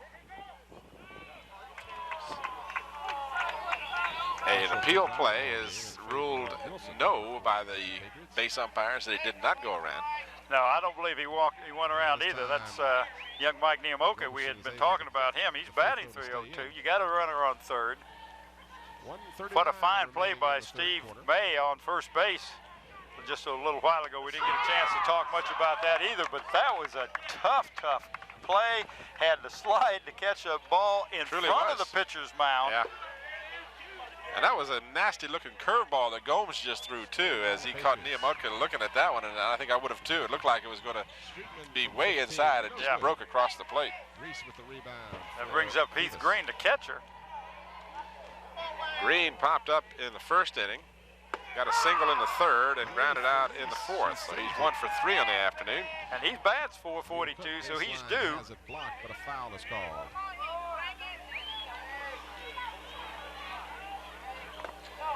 Gomes low with this one. Runner at third is Andy Shattuck, who singled here in the 6th as the Warriors have regained the lead. They had trailed 3-0, went ahead 4-3, then Phoebus came back and tied it up. And now the Warriors have gone back on top. 2 shots coming with McFadden scoring for the 3rd time this afternoon. He is just chewing up his dad's team. He is. Chad Huffman, the catcher, has really been active and doing a good job behind the plate today. That is one thankless job. It's the hardest job. It's the most physical job probably other than the pitcher. But he calls a lot of plays. He positions where the ball is to be thrown. He is the one that can see the whole field. Swing and a miss, and Heath Green is still alive because the ball was dropped. Had the catcher hung onto the ball, it would have been an out. There are 2 outs, if I'm not mistaken. Yes, there are. That's correct. Her shot is short. That pop up to May and the strike out to Niamotka. 1 run across on 2 hits so far. Mike Talon quick to get on the court. Check on so Wayne Heath Green, I should say, is still alive. 2-2 the count. Gomes winds and delivers, and he hit that one a ton. It is over the center fielder's head. Shattuck will score easily. And hustling around, trying to make this one a home run. He'll do it with no problem at all. Heath Green just knocked the leather right off that ball. Well, at first, when he first hit it, it was amazing how that ball jumps off of that bat. These aluminum bats, a lot of people are against them in the major leagues. But can you imagine if you watch a ball jump off of a bat, what would happen to the major leaguers? Woo, that would increase the batting, but look at the swing and the power. A real power swing there, and he just hit that thing into the trees in left center field. Well, if there'd have been a fence, it would have gone over the fence, so that was quite a strong shot. 1 man on when that happened, so 3 runs across now for the Warriors as they have gone on top 7-4. And the batter now is Damon Phillips, taking a ball high. Well, Damon is batting .500. Just a sophomore, and he's really been a nice surprise for this Kecoughtan team, doing a good job both offensive and defense, although this one he got up a little too high, got a little bit under it. And he flies out to left field. She is tripped up on her way to the bucket. But the Warriors come up with 3 runs on the home run by Heath Green and a triple by Mark McFadden. Left knee that had the brace on it. 3 hits in the inning. That's 11 now for the Warriors, and they have 7 runs as we go to the bottom half of the 6th inning. And the weather is starting to look a little more suspect as we go here, Bob. The clouds are starting to roll in from over our right shoulder here. Yeah, I keep my fingers crossed that we get this one complete. When I was talking to Mitch, I was looking at those. That's why I asked him how far does this game have to go. It has to go through 5 complete innings, and we've gone through 5.5. If I'm not, 5.5 innings. So should be shooting a 1-1 as both teams. Yeah, you saw a look at the gray, ominous clouds, and the breeze has cooled a bit. Hopefully, we'll get a little luck from the weatherman and be able to get this one completed. Kecoughtan now, as I mentioned, have gone on top 7-4. And McFadden, you know, you really called it. Chuck's son, Mark, has come back to spite him in this game with a single, a triple, and a home run. 3 runs scored, 3 for 3 on the afternoon. And, you know, to really round it out, next time up, hit a double, right? Yeah, that's what I say. If he can go for the cycle here, if he can get a double, if he gets up again. Let's see what the chances of him getting up again would be here. He would be scheduled to be 1, 2, 3. He'd be the 4th batter in the 7th inning.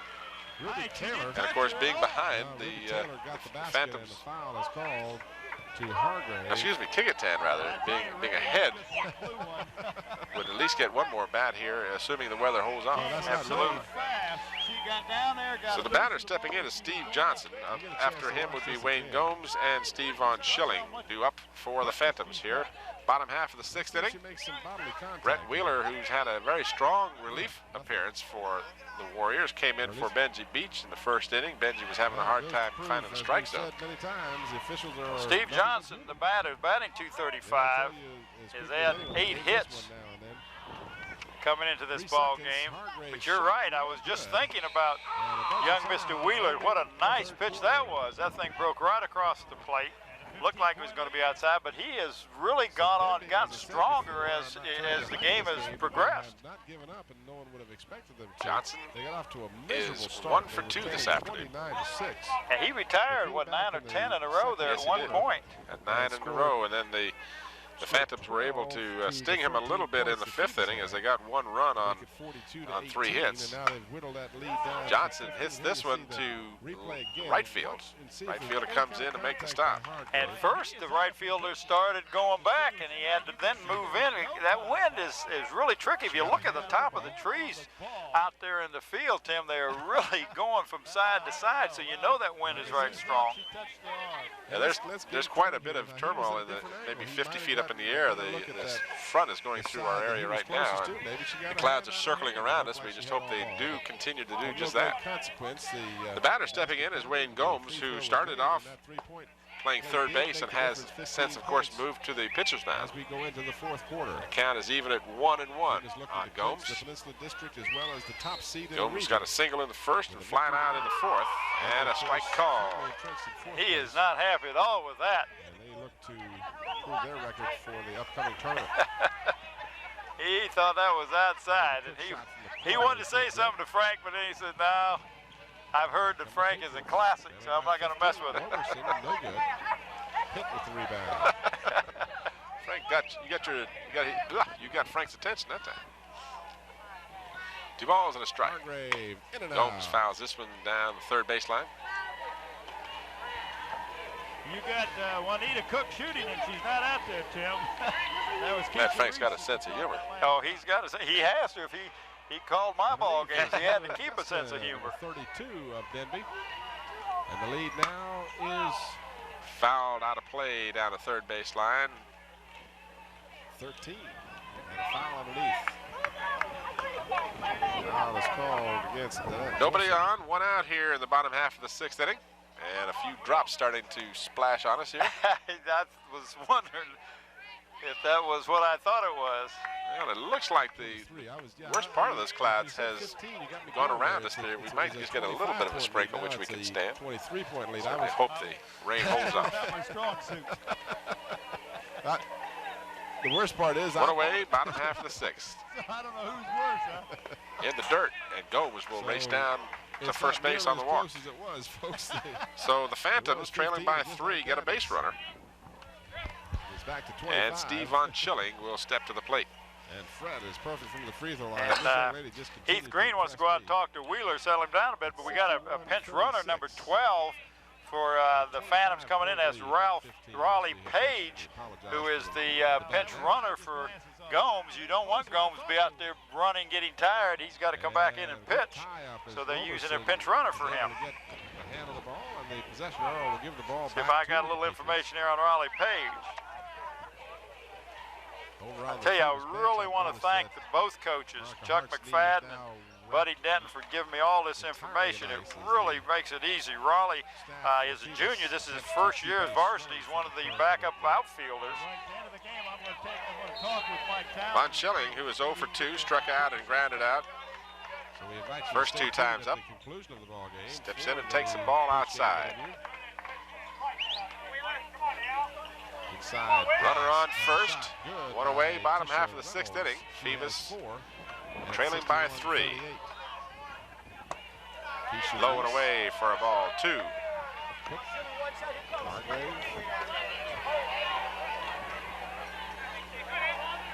Chapman. 2-0 the count. 3-0. So Wheeler having a bit of a control problem with this batter. Well, he doesn't want to give him anything real good. Well, he's big, but he's bringing the ball in real low. And I'm sure that's what Heath Green wants to talk to him about. He's, you know, settle down and just put the ball down keep that breaking ball working. Has been his outstanding pitch so far today. Has been that breaking ball. And sometimes a little conference with the catcher and a little. David Denton walked over and put in his little knowledge, 2 cents worth or whatever. But you know that gives the pitcher a chance to settle down and loosen up a bit. 3-0 the count. And this one right down the pipe. No doubt, you can hear Frank call those strikes, and we like that. I like that because we had one game where you didn't pick it up, you had to really watch. Popped up to the right side. Called for by the second baseman, and he makes the catch. So now the Phantoms are 1 out away. That brings up Fred English, the center fielder's coming up. I didn't say that right. I was trying to say there are 2 down, 1 out left in the inning. I'll get this right yet. Fred English is 0 for 2 this afternoon, grounded out and struck out. And takes a call strike on the inside corner. Wheeler's got a nasty curveball. And Williams will come in for Carlene. 5:48. Outside and high. 1-1 the count. 2 away, bottom of the 6th, 7-4. Kecoughtan on top.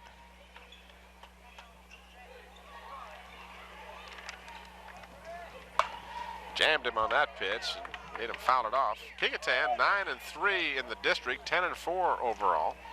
Phoebus 3-10, 4-11.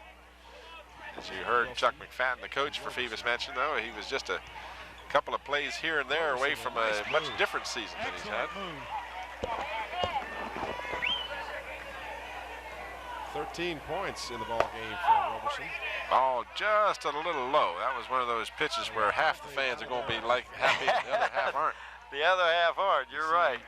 That happens. Well, that was not a good pass. That was poor pass in there, forced in by Lucretia Williams. Strike 3 on the outside corner. Nice pitch by Wheeler. I have to agree with that call. Well, and both ball clubs are getting that call on that outside corner. So Frank is being consistent. If you're on close to that outside corner, it is being called a strike. So it shouldn't fool any of the batters at this point.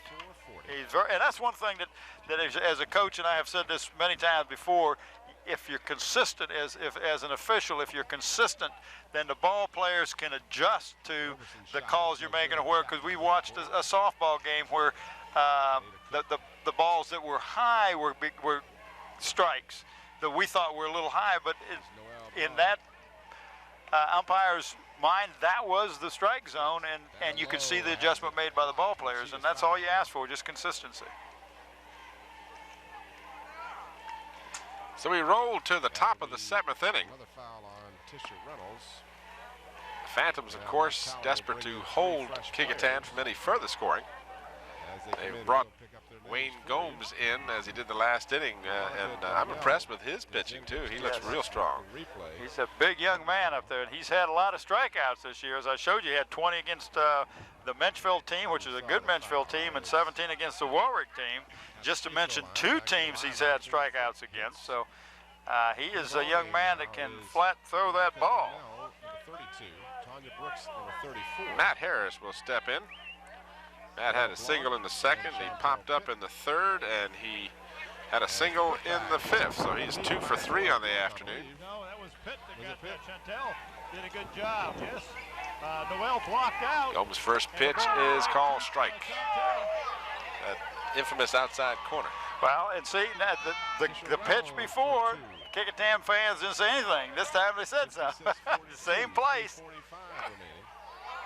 Low in the dirt, but a swing nonetheless. So Harris, upset with both himself and the umpire, steps out, takes a breather, takes a deep breath, beats the bat on the ground, and steps back in. No balls, 2 strikes, and he fouls this one out of play. Well, he's batting .452. What has he done so far today, Tim? This afternoon, he's 2 for 3. So he has increased his batting percentages. He's really taken a full advantage of his chance to start for this team, and now you can't get him out of the starting lineup. He's really come along. Oh, what a nice curveball by Gomes. I mean, that was a nasty curveball. He thought it was going to hit him in the elbow, and the ball just broke right across the plate. Someone stepped on the out-of-bounds line. Vision somewhat blocked. And the batter now will be David Denton. Denton in the afternoon is 0 for 3 as he is grounded out twice and popped up. Blanc comes back out as Reese comes back. Keisha Reese. And Denton swings at another curveball. I'm telling you, this Gomes, he just really breaks that thing off. He's overpowering. He's got such a great fastball that his curve really breaks off and breaks down, and there's another one. I can see why Chuck went to him more than once in the season. Absolutely. He was the workhorse, Gomes is. And he's way ahead and now strikes out Denton on 3 pitches. So 2 up and 2 down here in the top half of the 7th inning. And Tommy Staten, the designated hitter, will check in. He is 0 for 2 this afternoon, walked in the 4th rather. He popped up in the 2nd and popped up in the 5th. 0 for 2 on the afternoon. Gomes has struck out the first 2 batters here in the 7th inning. 4 points tonight. This is Streetman. And continues throwing strikes. He has got that curveball working. That thing is just dropping off. I'm saying a curveball. It could be just a split-fingered fastball that is dropping off, but that thing's like falling off a table as it breaks low and outside. It's a wicked pitch. And he's going to it with regularity, as I would too. Well, if it's working, you know, as the guy says, if it's not broke, don't fix it. Don't fix it. 1-1 the count. This one outside, 2 balls and a strike. 2 away here in the top of the 7th. Kecoughtan holding on to a 7-4 lead. 2:28 remaining. Strike on the fastball.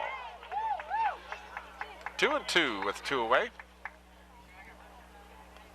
And a timeout is Again, we want to take this opportunity to thank the fine folks here at Phoebus High School for our crew setting up today, any assistance they have given us. We always get the utmost cooperation from the school system wherever we go. We sure do, Tom. Appreciate it. We most certainly do. That's all right. And a strike 3 on the outside corner. And again, the Kecoughtan Warriors not pleased with the call, but they all look pretty good from here. But even that doesn't matter anyway.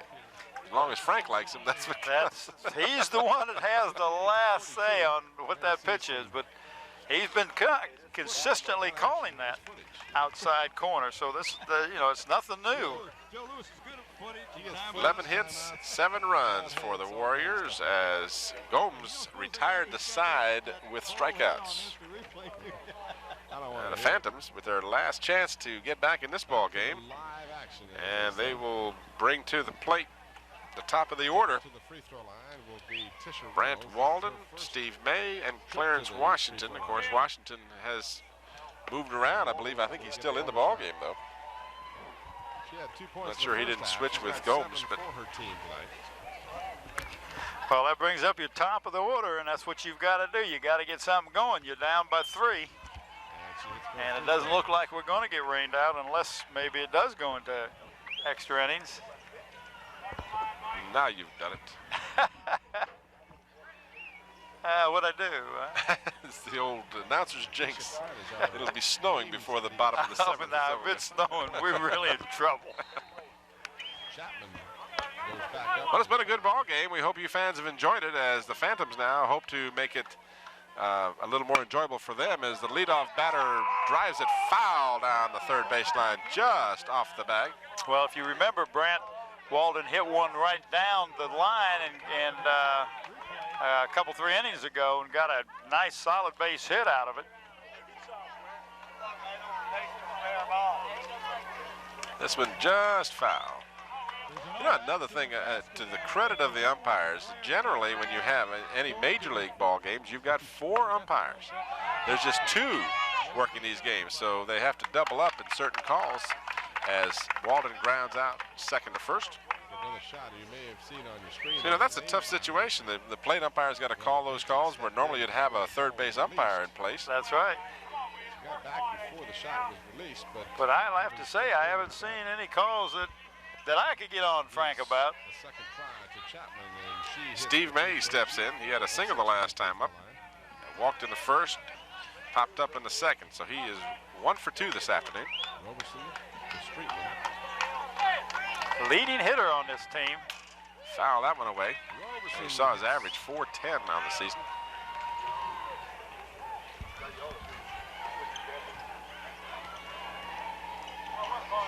One away, bottom half of the 7th inning. Phantoms need 3 to tie. Steve hits this one into right field. The right fielder coming on makes the grab. Well, he had to drift over. That wind was started pushing it towards center field. So where he thought the ball was going to come down, it was about 12 feet further to his right. And with 2 away now, Clarence Washington, the starting pitcher, steps in with the last out forthcoming for the Phantoms. They need to keep this one alive. Clarence pitched a good ball game. Yes, he did. And he takes a strike inside on the corner. Been some excellent pitching this afternoon. Wheeler's done a great job, and Washington did a good job while he was in there, and Gomes has just been awesome since he came in. And this has been a really fairly quick game. We did a softball game that went 3.5 hours, and Chuck McFadden said the game yesterday they played yesterday was only an hour and a half, and we're just about an hour and 50 minutes into this game. So a ball and 2 strikes now. The count to Washington. 2 away. This was a little bit low for ball 2. 7 out of 13 unofficially for nobody on. Bottom half of the 7th inning. Count runs 2-2 with 2 away. Wheeler winds, delivers, and Jones, or rather Washington, smacks it up the middle. That'll go for extra bases. Washington hustles in with a stand-up double. Ball gets away, but, well, he may or may not try and advance. You just really can't take any chances behind by 3 runs. No, you really can't. He's not the run that counts at this point. He's got to get some help from his teammates, so there's no reason to get thrown out being... Not at this point. That was a nice hit, though, up the middle, right into the gap. It was a pretty hit. That brings up Sean Selby, the right fielder. Selby reached on an error in the first, struck out in the 3rd, and then had a single in the 5th. So he is 1 for 2 this afternoon. And the Phantoms now look to keep the rally alive as Washington has gotten on with a stand-up double. This one fouled away for a strike.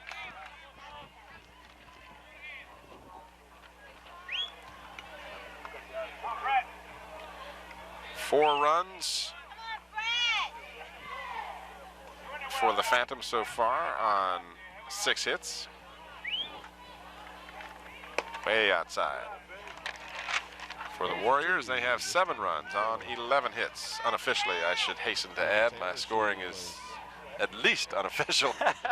That's the least it is. Swing and a miss, strike 2.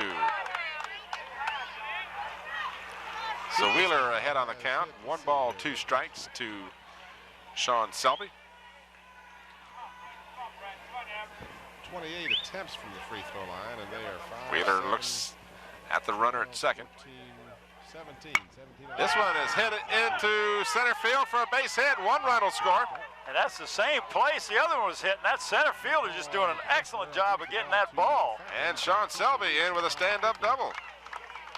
Back-to-back doubles and brings a run in after getting ahead of the batter. Chad Huffman, the catcher, will come up to bat with 2 away, 1 run in. Score now is 7-5 with a tying run at the plate. just young Chad Huffman, the catcher, who's done a great job today. We have a short time out here while Mike McCormick goes out and says something to Mr. Wheeler, try to settle him down a little bit. Get a chance to see the replay of that hit. Both of those hits, as you said, Bob, almost in the identical spot. But I'm impressed with the center fielder for the Warriors. That young man just did a great job. Russell Ward, he caught that ball running. Both of those, had he not caught the ball, they would have gone for triples for sure. But he did a great job of cutting the ball off and getting it back into the infield as quick as he did. He's got great speed out there in center field. 1 out of 2 for Keisha. So again, 2 away. Runner on second. And Huffman steps in, the batter. 1 for 2 this afternoon. He bounds it down the first baseline, foul and out of play. He was led 29-6 after 1. They led at halftime 42-18. And they led 59-34 after 3. Selby trots back to second base. Since the first quarter. And a base hit over the third baseman's head. Selby will score.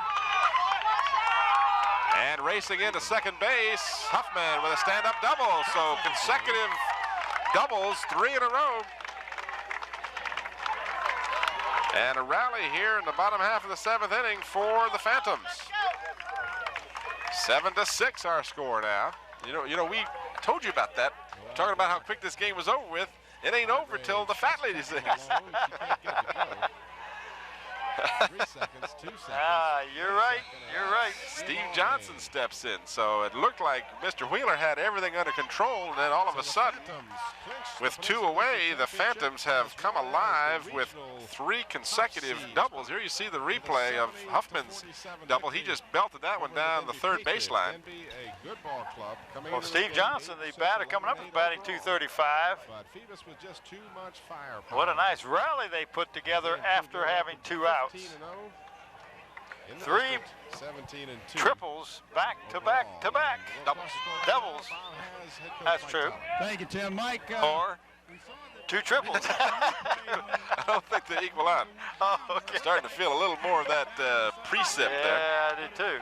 Let's hope this thing holds off. Steve Johnson steps in. Runner at second, the tying run at second. And the winning run at home plate, and a strike call from Wheeler. Throw down to second base as the rain starts to come down upon us. Keep that brace on, but Hope this thing holds off. Boy, would that be a heartbreaker if Phoebus got rained out with a man on and 1 run away from tying the ball game. And that's the truth. So you know, Mick McCool was talking about that, the stalling tactics. You have to wonder. None of them have been seen so far. Good stop by Heath Green as that ball was in the dirt. He caught it on the 1 hop and prevented any advancement of the runner.